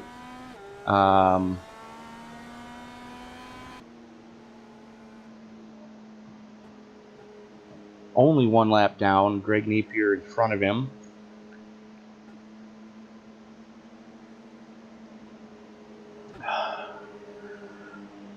But yeah, that was a nasty, nasty wreck. Yes, it was. Did you watch it from Jay Anderson? I did. He just flat out got in the back of the 333. Just kind of ran him over. Exactly. No regard. And you see Jay on the low line there. You see Martin in the second lane, able to drop down here. And just ran him over. You know what? Actually, that was another net code. Well, let's watch it from a rear chase and see what actually did happen. I'm watching it from the far chase, and it looked like big time net code. Let's watch it from a rear chase. Or it could be wrong. No, there's no net code there. Oh, yeah. If you watch it from a rear chase, you actually watch his front wing go right through Martin's rear tire. So, yeah, no, there was legit contact there.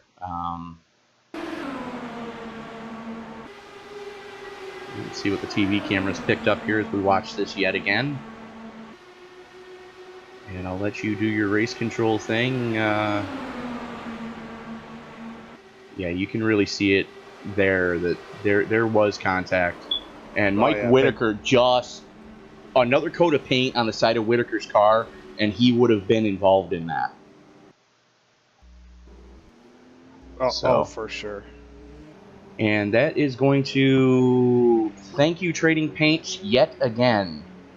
As now I see Bob Lacavara in his standard paint scheme, not his actual paint scheme. Thank you, Trading Paints. Let's try this again.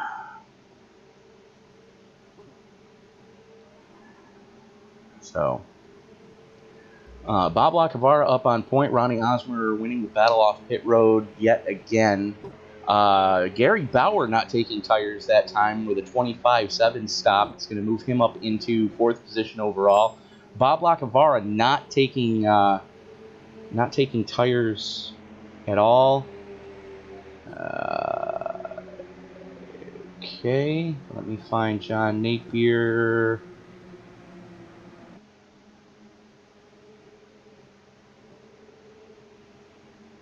I believe John Napier has retired from the race. He is now spotting for Alex Green. And Jose is also left this race. Yes, he has. So, all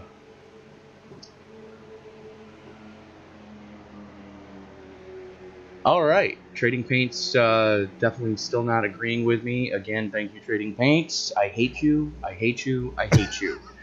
Have you tried shutting down Trading Paints and restarting it? I have just refreshed the cars for the 4th time. So, yeah. Gotcha. Anyways, as we are under caution, you are watching. We quickly closing in towards the final portion of this race, working lap 67 of 100. You are watching a presentation of the RobertsTechJobs.com Indy Speedway League.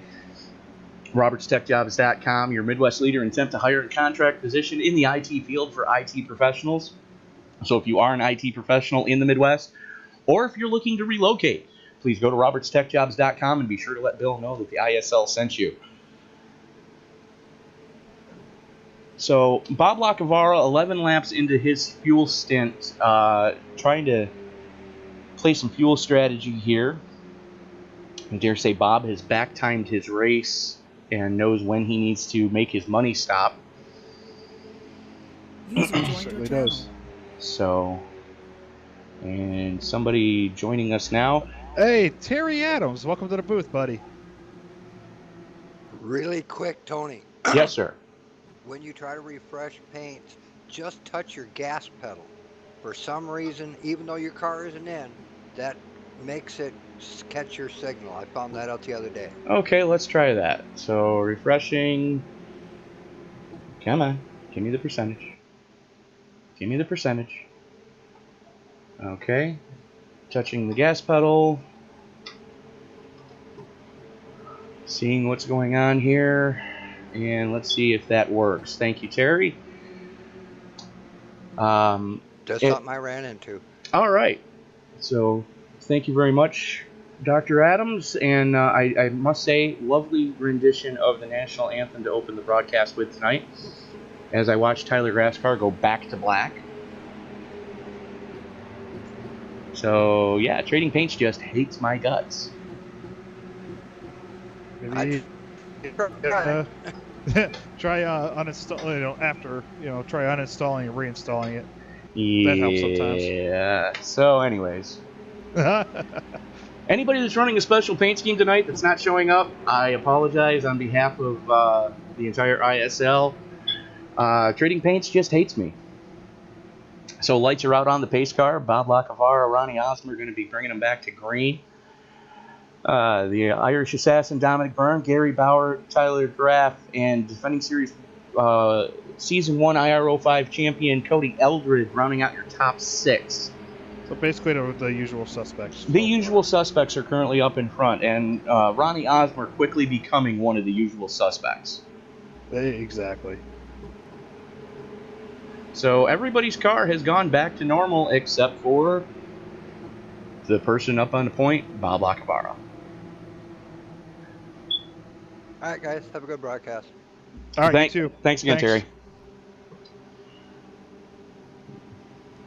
So Lacavara, Osmer, Byrne, Bauer, Kraft, Eldred, Carter, Green, Heater, and Ray Zirkett rounding out your top 10. As we are going to take the green with 31 to go. Sorry, 32 to go.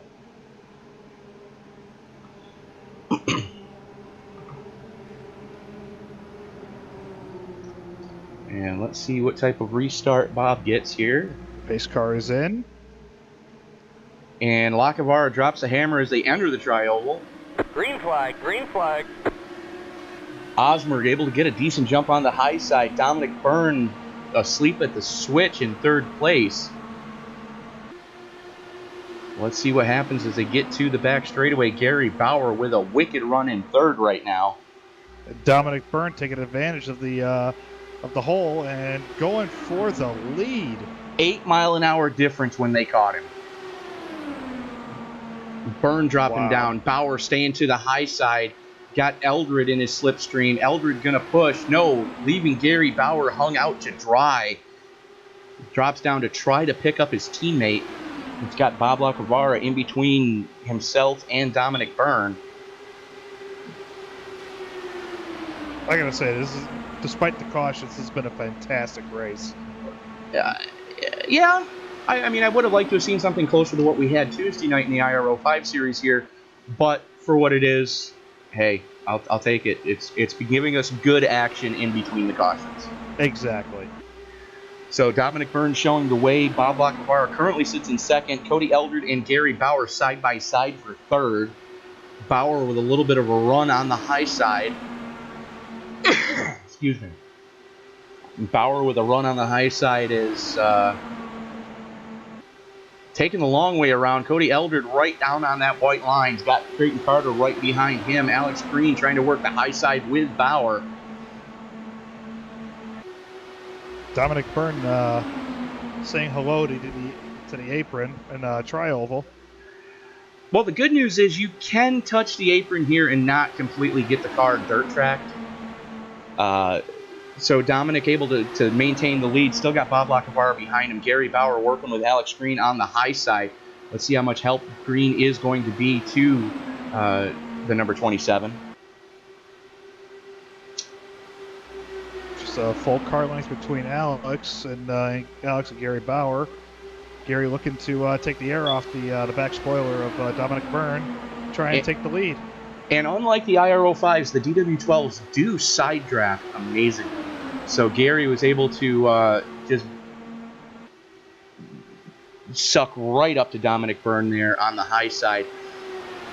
But throw a blanket over the top 7 right now as they are starting to gap 7th place or 8th place of. I'm sorry, throw a blanket over the top 9 as they are really starting to gap 10th place Mike Whitaker. Whitaker with the final transfer spot in the chase right now, battling tooth and nail with Isaiah Dupree. Good to see Isaiah coming back from that horrendous wreck earlier in the race. Yeah. Oh, yeah. And luckily, he was able to limp it back to the pits because that would have been a whole lot worse than it was had he not. Yeah. And Alex Green and his teammate Creighton Carter. Whoa! Whoa! Bob Lacavara just hockey hip checking Creighton Carter.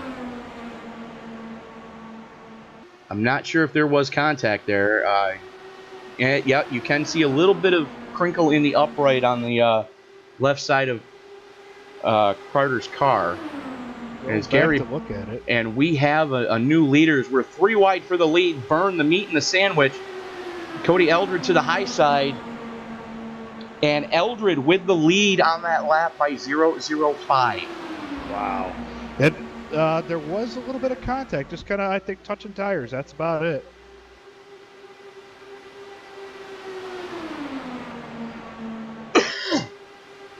Between Bob Lackavar and Cretan Carter, it's just touching tires. As Bob is going 3 wide, he is the other third of that sandwich. And that's deeper in the pack as we're watching this battle for the lead heat up. Alex Green to the inside, got Cody Eldred in tow. And at the line,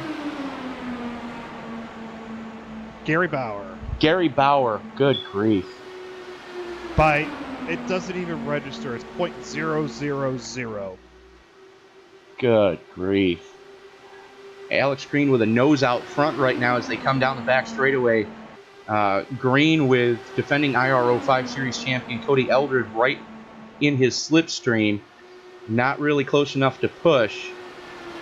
Getting the low side, Alex Green with the clear now off Gary Bauer. Bauer with a little bit of momentum on the high side. Got a little bit of aero draft from Dominic Byrne.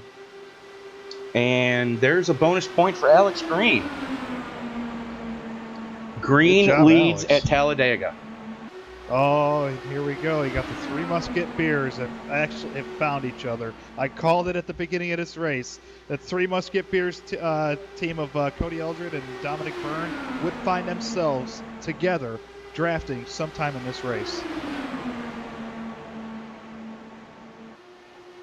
And I dare say Alex Green is in deep doo-doo right now because he has 2 teammates behind him as Tyler Graff working to the high side, trying to get to his Team NLR teammate.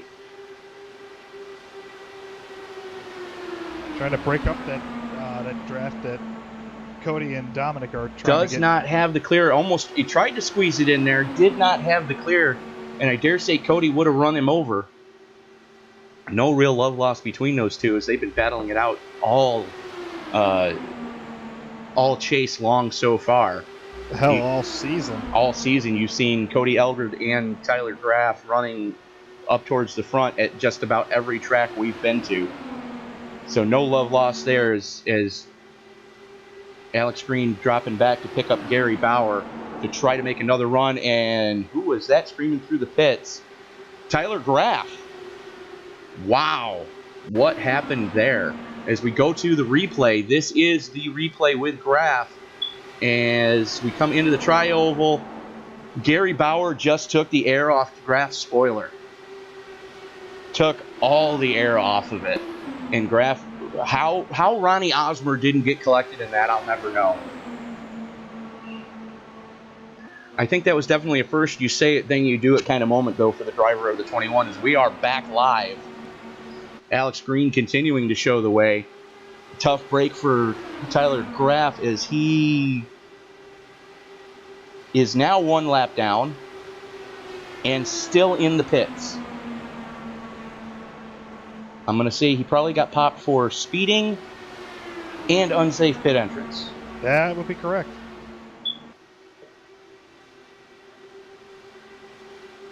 And pit stops are taking place. And Dominic Byrne gets Yellow turned. flag is out.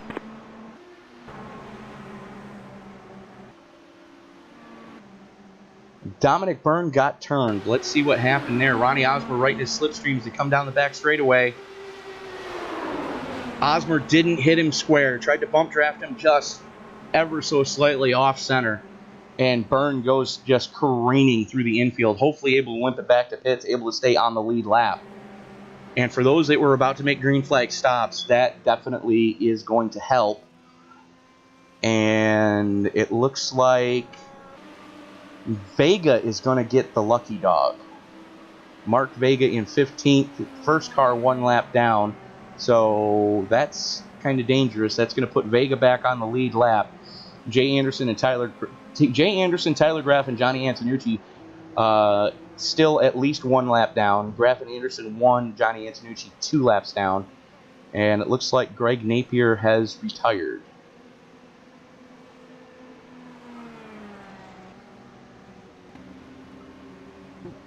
So 16 laps into his stint. Let's see if Green's going to take it pit side. Looks like he is, as he's dropping down towards that general direction. Looks like Ronnie Osmer is probably going to be staying out.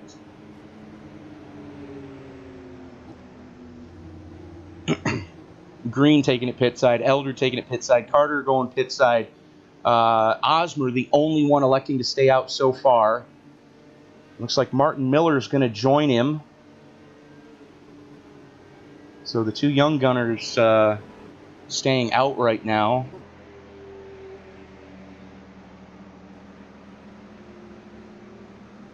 And Vega getting the lucky dog. That's going to put him back on the lead lap. So that's a good break for him. Bob Lacavara getting a real lucky break. He had just finished his pit stop under Green just before the caution came out. Stayed on the lead lap. Was able to maintain on the lead lap. So big luck out for Lacavara. And it looks like Osmer's out of gas. No, I just gave him his penalty. Ah, okay. Fair enough. So that hands the lead over to Martin Miller, who is currently working lap 18. Probably going to see the 333 Monster Energy car take it down pit side this time.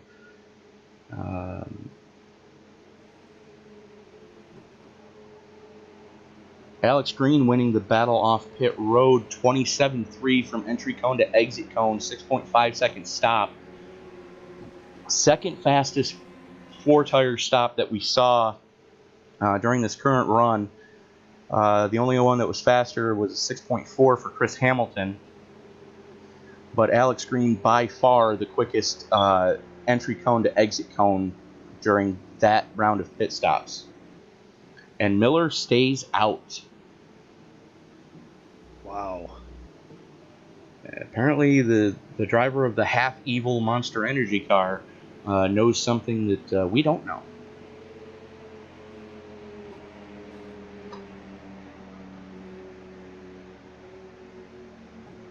It looks like Tyler Graff.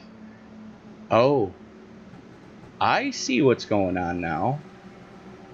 Tyler Graff was in line for a wave around if Miller had pit.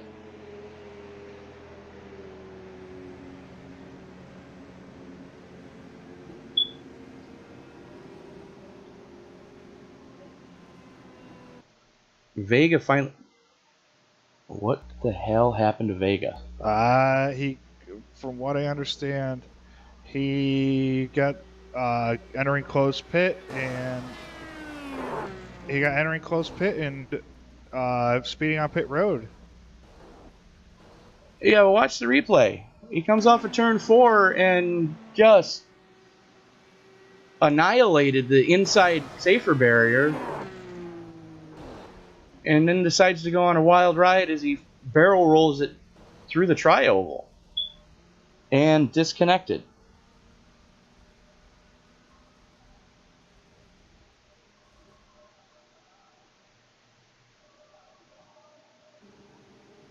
Wow. I have no words for that.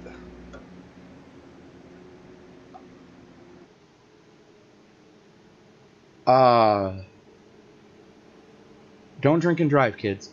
Yes. Wow. Okay. Don't text and race. Don't be Brad Keselowski. Yeah, no guff, right? Yeah. So Cody Eldred, last minute, taking it down pit side. Playing the fuel strategy game. Looks like Eldred gonna try to stretch it. Eldred on his money stop right this second. Miller 20 laps in has since denied Tyler Graff of the waiver round. Graff 1 lap down at the tail end of the field.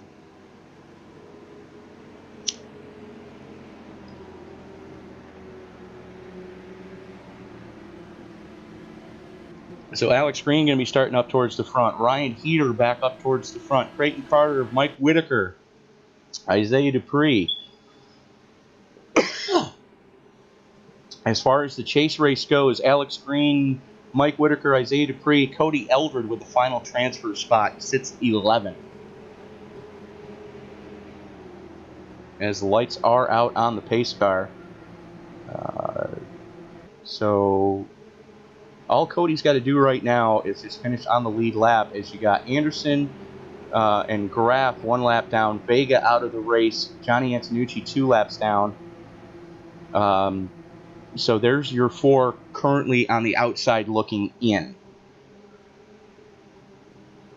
And let's see how much Martin Miller has left in the tank.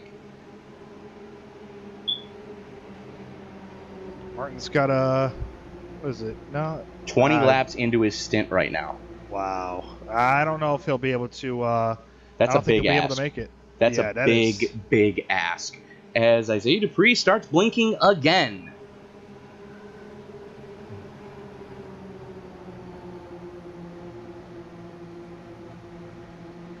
And Miller, pace car is in. Miller in charge of the field.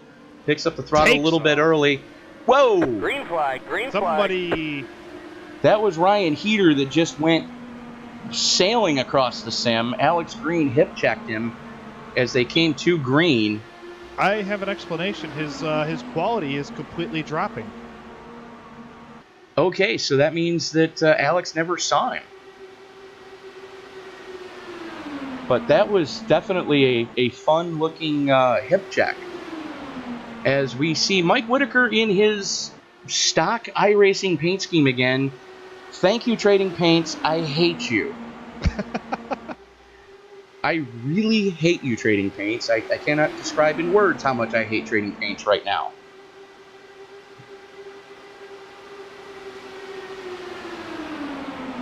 As Martin Miller continues... No, Creighton Carter up on point right now as Miller has to take it pit side.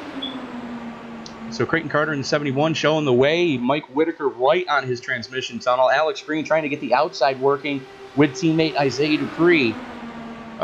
Whitaker, a man on a lonely island right now as he is surrounded by Team NLR. And Alex actually doing a hell of a job side drafting to get up to Creighton. Well, Creighton could play spoiler here. He could. As we see Forrest Sparks, and finally I get Whitaker's paint scheme back. I see Creighton's paint scheme back. I do not see Forrest Sparks' paint scheme back. So again, I hate you, Trading Paints. Creighton Carter continuing to show the way. Alex Green just barely with enough room should he try to slot in. Whitaker shuts the door as they come down out of turn number 2 down the back straightaway. Green with a nose out front. Green still with a nose out front on the high side. Forrest Sparks trying to work with him. Forrest is a little too far back to actually go and help. It looks like Isaiah Dupree coming up to help Alex Green, with Forrest just shooting to the outside. Well, Forrest was taking evasive action because Isaiah Dupree was going to the outside whether Forrest wanted him to or not.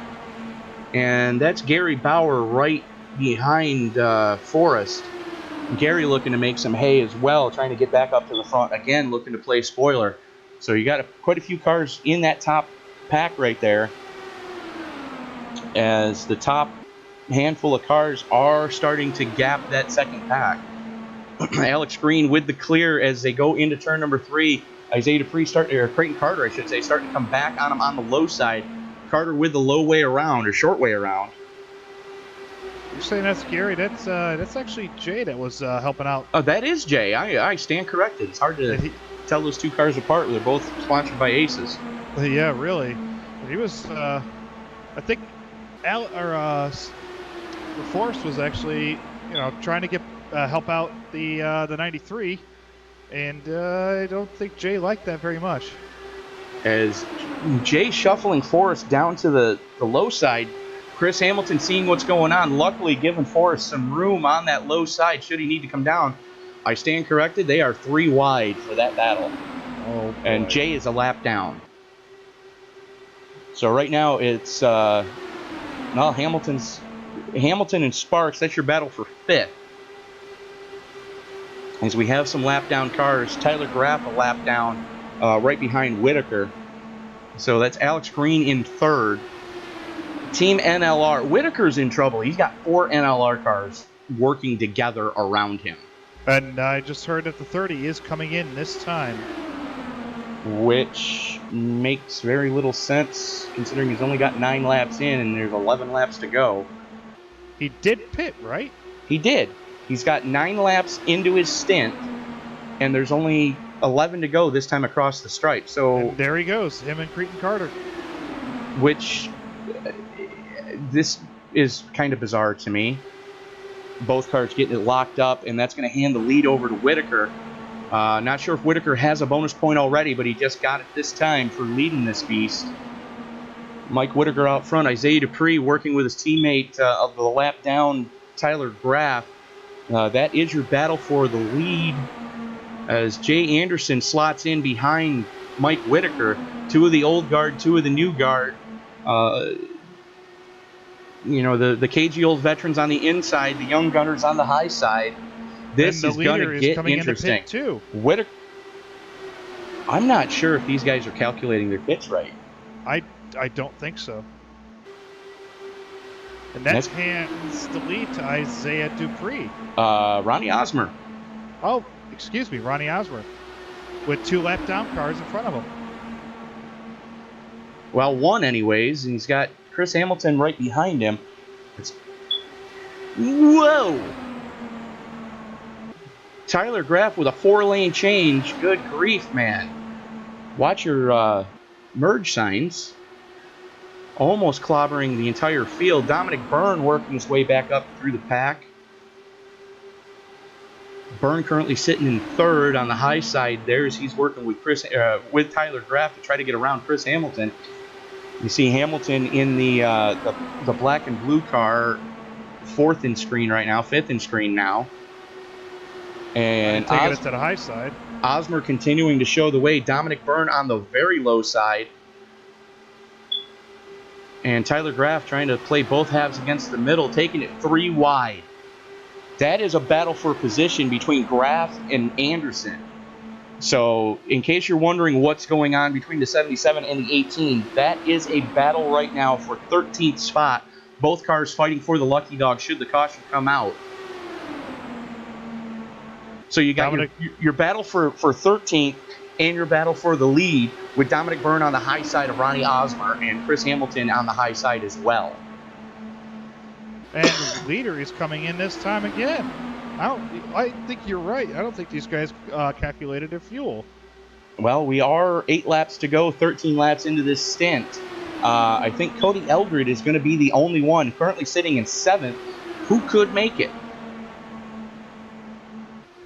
It's going to be a battle of fuel mileage right now as Osmer calling pits. Looks like Dominic Byrne getting ready to take it pit side as well. Nope, I stand corrected.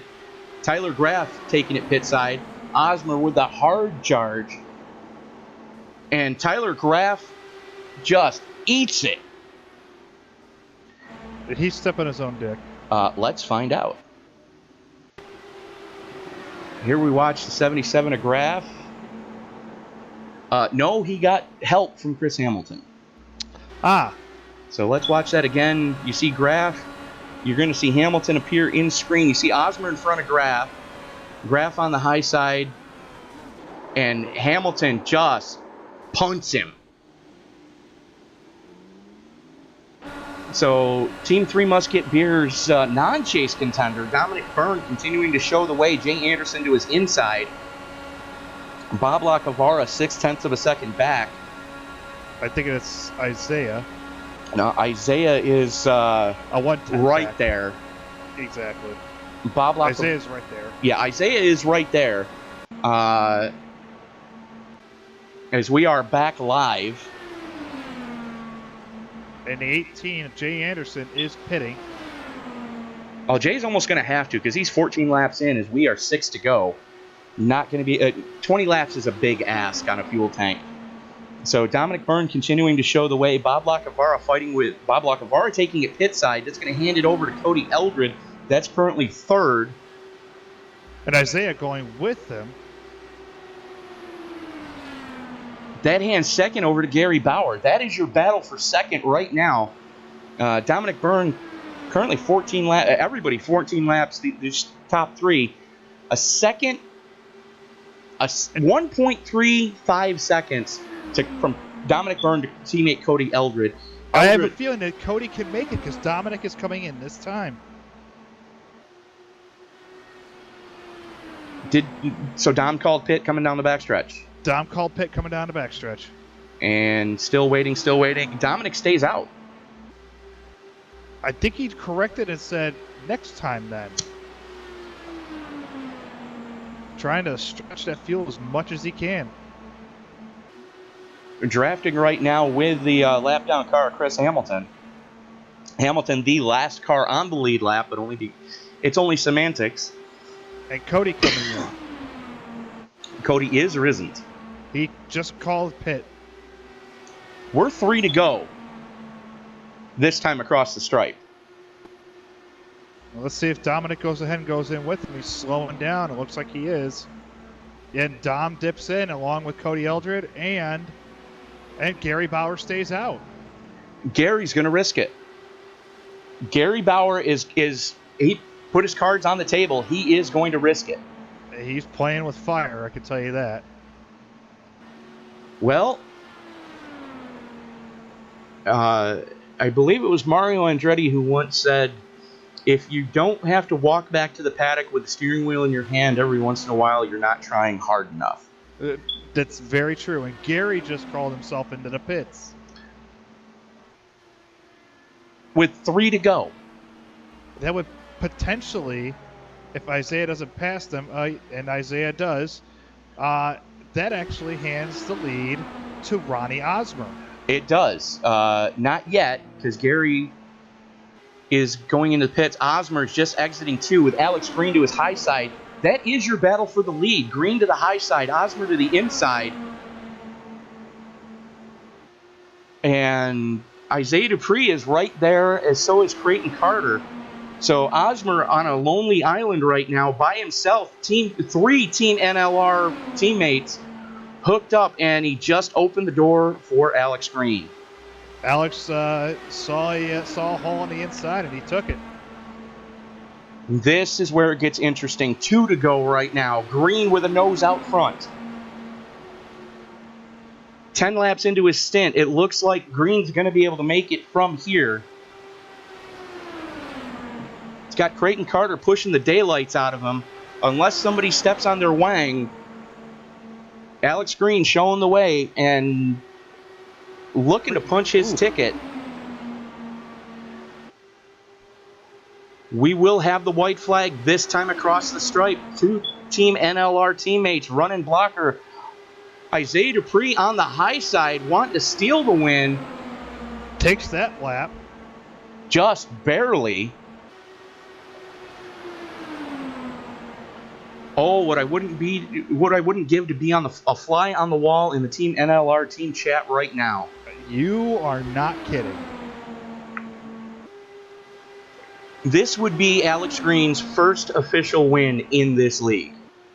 That would be absolutely special because I know how hard he's been trying. As they work through the 3-4 complex. Ronnie Osmer going to go look 3 wide for second place, looking for the lead. Alex runs Isaiah up the hill. Creighton Carter to the inside. Green takes it. Hell yeah. Good job, Alex.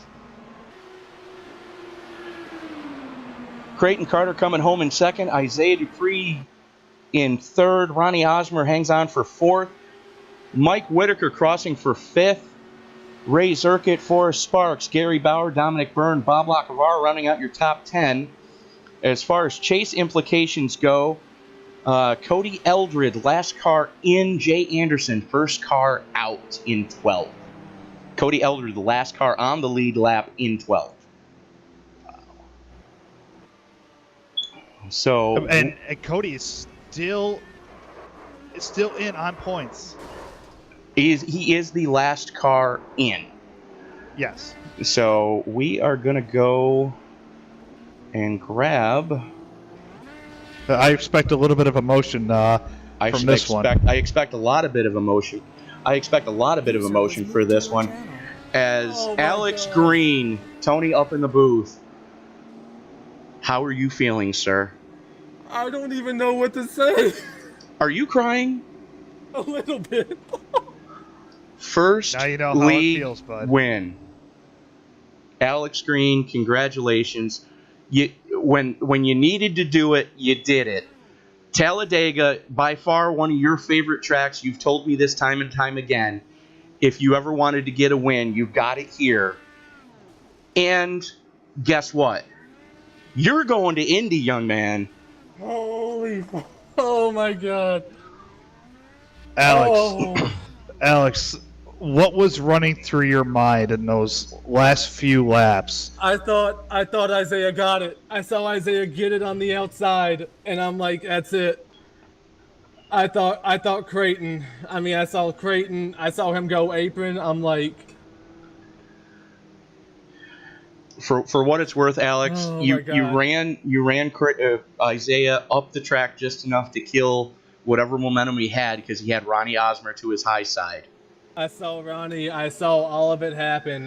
When we pit, I'm like, I thought I had screwed up on pit road. You know, I thought it was done. I thought, I was gonna run top 5, and I was cool with that. Well, That was, oh my God, that was everything I ever wanted. you did it when you needed to do it. You've been saying all season that you felt you weren't sure if you could get it, and like Joe and I were talking earlier in the race, your driving has improved by leaps and bounds since the start of the season.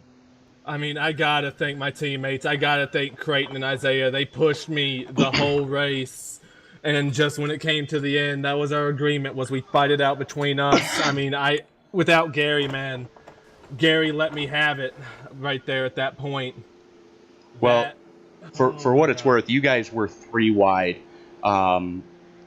Between you and Creighton, it was 54 1,000ths of a second. From Creighton to Isaiah, it was 7 thousandths. And then from Isaiah to Ronnie Osmer, it was 2 thousandths.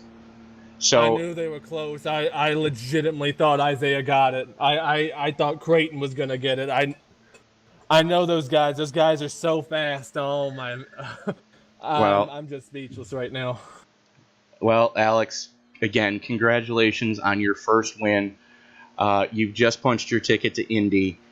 Talk us through. I can guarantee.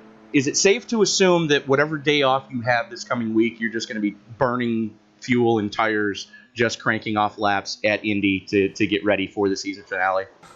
Hell, book my plane ticket right now. I'll go to the real Indy and run laps at it if it makes me win this championship. All right. Alex Green, ladies and gentlemen, we'll let you get back up and celebrate with your team, sir. Congratulations on the win tonight and your first win ever in the ISL. Thank you. User was moved out of your channel. Awesome job by Alex. Absolutely, absolutely. So we are going to bring his teammate down User now, was moved to your channel. Mr. Creighton Carter, able to hang on for second. Creighton, talk us through that last few laps there. You were pushing the daylights out of the 30. What was going on? Well, I was trying not to kill him there. It was wonderful. He drove a heck of a race, that's for sure. He got around me, and I told him afterwards that he straight up beat me. There was no letting him get that one. But he earned it. He absolutely earned it. He did. He put the car exactly where he needed to have it on that white flag lap coming to the checker. Ran Isaiah a little bit up the hill, opened the inside for you, but just didn't open it enough because you had to dip 2 onto the apron. Did that kill all of your momentum coming to the checker? A little bit. It wasn't too bad. I don't think I was going to get him anyway, but yeah, I was going for it. That's for sure. That was some fun racing. All right. That was a lot of fun. Walk us through the money stop, because I'm looking at the times for everybody's money stop. You had the fastest on and off from entry cone to exit cone during that last green flag melee. Walk us through that. Were you just concerned about hitting your spots and not hitting your teammate, or what happened there? That was pretty much it. Alex and I were talking about it coming in. I hit the pit limiter, and then as soon as the speed popped up, it was showing I was 10 over. I locked the brakes up getting onto the pits, but just hit the marks. I was telling him, don't overshoot, no matter what you do, because I had done that twice tonight already. And we just got off pit road, and we were nose to tail. He was just pushing the crap out of me, and we ran him down. That's what happened. All right, fair enough. And then you guys, you caught Ronnie Osmer, and we kind of knew, at least up here in the booth, that Ronnie was in trouble to have three Team NLR team cars around him. I believe it was you he threw the block on, and then that opened the door for the inside. Yeah, once Isaiah came off pit road right in front of us, we knew it was over for him, that's for sure. But because just for the communication, being in the same team speak. But he ran good, and I'm looking at the finish now. He really almost had the podium there. 2 1,000ths of a second, Isaiah was able to edge out Ronnie. Yeah. Well, if you take a look between yourself and Isaiah, it was only 7,000ths. Oh yeah, I mean it doesn't get much closer than that, does it? Not really. That's some of the closest top four finishes that we've had in the league so far. So, talk us through next week. We're going to Kentucky. Have you been to Kentucky in the Indy cars yet? I have not. So that's definitely going to be interesting. It's going to be exciting, and we'll see what happens there. And you're looking to play spoiler for some of the rest of the chase contenders. Yeah, there you go. That's what I've been doing this week, and it hasn't worked so far, but it's been a lot of fun. I love this track. Love this car. All right, Creighton Carter, thanks for joining us. We'll let you get back up to your team speak room with the rest of your teammates, as we're going to bring down Isaiah Dupree next. All right, thank you. User was moved out of your channel. And now joining us, User was moved to your channel. the third member of Team NLR to be on the podium this week, Isaiah Dupree. Isaiah, talk us through that money stop. You were able to latch on with your teammates coming off of pit road. Talk us through that last final segment there. Oh, that was intense. Congratulations to Alex for getting his first win there. That's been coming for a long time. No, it was really close enough there. I swear every time I'm racing for the win, Ronnie Osmer's right behind me, pestering me for it, damn it. But it's fun getting the race up there, and I'm just really glad Alex got his first win there. He really deserves it. Yeah, he does. It's been a hard fought one, and we were talking about that earlier here, where Alex has been improving and improving and improving all season long,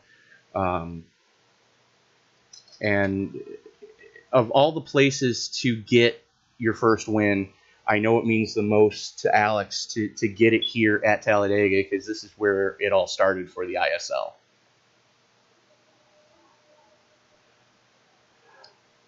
But, Isaiah, you're able to come home with the third place finish. That's speaking volumes right now for the strength of your program personally. Having a win already in the chase and then able to, come home in third, you're pointing your way into Indy. So talk us through Kentucky next week. Do you have any reservations about that? Being that it's going to be the shortest track we're going to see all chase long. Yeah, it should be good, hard racing there, and I'm just hoping to get a trouble and get another decent or more solid finish and just go through the championship round, and we'll see what happens at Indy. All right, fair enough. Just going to take a quick look at the points here, or actually at the results, because I believe I stand corrected. I was almost positive you had the fastest lap of the race, but no, that does go to Dominic Byrne. You had the second fastest lap of the race with a 41.430. So, that's really hauling the mail there. And so the Carolinian by way, or the Canadian by way of North Carolina, definitely speaking volumes for your program. Congratulations on the podium. We'll let you get back up with your, actually, it looks like the rest of your team has gone to the post-race drivers meeting, so we'll let you go back up there with that, and we will see you not this coming Tuesday, but the following Tuesday at Kentucky. Yep, thank you. User was All moved right, out of Joe. your channel. So I'm looking at the standings, and we've got to bring... I believe we got to bring down Ronnie Osmer We for that do. hard charge. We do. The young gunner, the youngest gunner, I should say, in the entire ISL, starting 23rd, able to come home 2/1000ths of a second off of the podium. Ronnie Osmer. Ronnie, talk us through that money stop. What was going through your mind when you saw that gaggle of Team NLR finally reel you in? I had to get out as fast as I could. Was going to try the best I could to stay in front of them. And if they passed me, I was going to try to figure out a way to pass them. And it worked out both ways with having Isaiah come out later, but almost had it. Almost, but for what it's worth, you did get the Hard Charger Award, starting 23rd, finishing 4th. So 19 spots gained, so that really speaks volumes for the caliber of racecraft that you have, young man. We've been saying this, week in and week out. Settle a bet. How old are you? 17. Wow. 17 years old, and you have that level of racecraft already. I dare say that the entire ISL is definitely on notice right now, that when season 3 of the IRO 5s and season 2 of the DW12s kicks off in the fall, you are definitely going to be one of the drivers to watch going into the next season. So congratulations on that. Wake up. And we will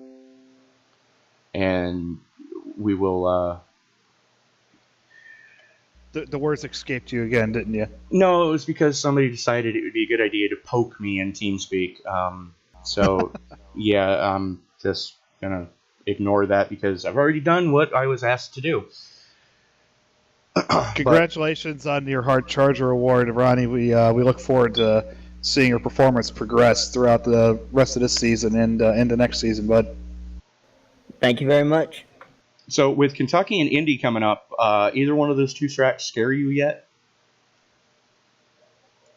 I feel confident about Kentucky. Indy, I don't have that luck there that many times when trying to Indy 500, but I know Terry makes better setups than Iracing does, so I should have a good car. All right, fair enough. Ronnie Osmer, 2/1000ths of a second off the podium, but earning the Hard Charger Award. Congratulations, Ronnie. We'll let you get back up to the post-race drivers meeting, and we'll see you in 2 weeks at Kentucky. Thank you very much, and happy 4th of July. You too, sir. Happy 4th of July to you User too. was moved out of your And channel. happy 4th of July to everybody out there. A lot of fireworks out on the track as we saw 7 cautions for a grand total of 30 caution laps. 35 lead changes. Is that a record? Close to it. I believe we saw 40 at one point. Gary Bauer leading the most laps with 29, able to hang on for 8th place finish. Alex Green getting a bonus point. Isaiah Dupree getting a bonus point. Mike Whitaker getting a bonus point. I'm trying to find chasers here. Cody Eldred getting a bonus point. It looks like Jay Anderson getting a bonus point and Tyler Graff getting a bonus point for all chasers who are leading laps right now. Currently, as we run down the finishing order, Alex Green, chase contender, still in it, punching his ticket to Indy. Isaiah Dupree currently sitting second in the chase points with his third place finish tonight. Mike Whitaker able to hang on for fifth, sits third in the chase points. Cody Eldred able to hang on to be the last car on the lead lap, coming home in 12th. The last car still in contention going into Indy. The big deciding factor is going to be Kentucky in 2 weeks. Now, mind you, we will be taking this coming Tuesday off and next Sunday. So we will see you. Let me bring up the calendar. We will see you folks on the 11th as we go to Kentucky in the IRO5s, and then we will be back at Kentucky on the 16th. Indy will be the 18th and 23rd, which moves the RobertsTechJobs.com Elite Invitational to the week of the 25th through the 30th. So, for those of you who don't know what the RobertsTechJobs.com Elite Invitational is, it is the best of the best of the best in the ISL, running a shootout all-star race, if you will, at the Milwaukee Mile using the Pro Mazdas.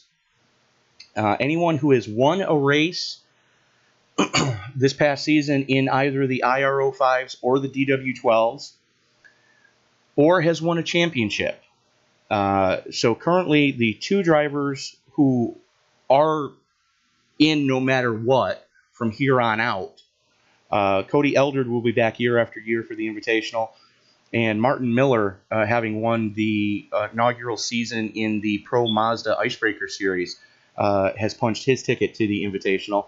Now, as far as wins on the season, Alex Green, of course, has one. Isaiah Dupree has one. Cody Eldred. Mr. Joe Morganti, my broadcasting partner tonight, will be in the Invitational.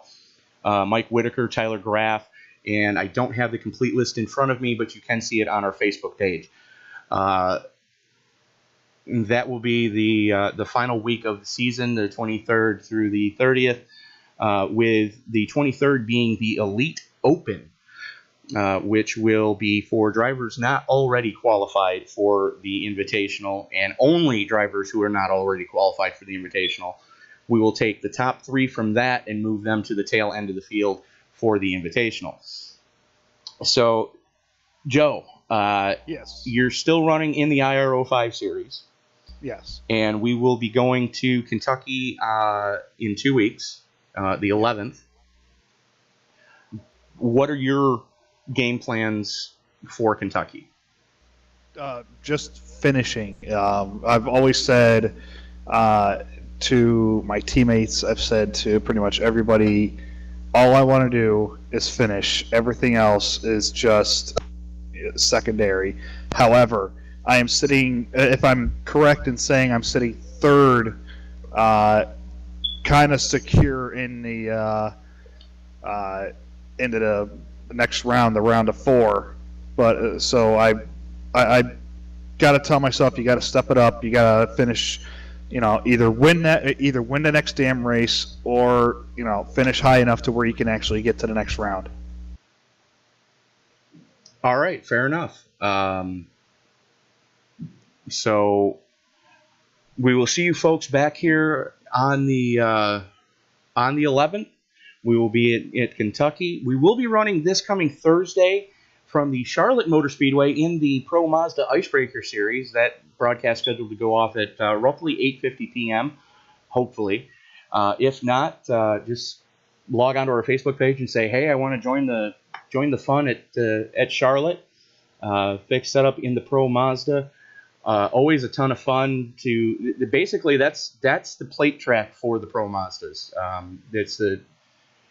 You don't lift. You're running 3 wide, sometimes 4 wide if everybody knows what they're doing, and about as many deep as you can get them. So Charlotte is basically Talladega for the Pro Mazdas, and we will see you there this coming Thursday. Then we will be at Kentucky the 11th and the 16th. Indy on the 18th and 23rd, and then the RobertsTechJobs.com Elite Invitational from the Milwaukee Mile on the 25th and the 30th. So for Mr. Joe Morganti, I am Tony Trapasso, congratulating Alex Green on his first ever league win, coming here where it all started, Talladega Super Speedway. You have been watching a presentation of the RobertsTechJobs.com Indy Speedway League. RobertsTechJobs.com, your Midwest leader in temp to hire and contract positions in the IT field for IT professionals. For more information, go to RobertsTechJobs.com and be sure to let Bill know the ISL sent you. We will see you in 2 weeks from Kentucky.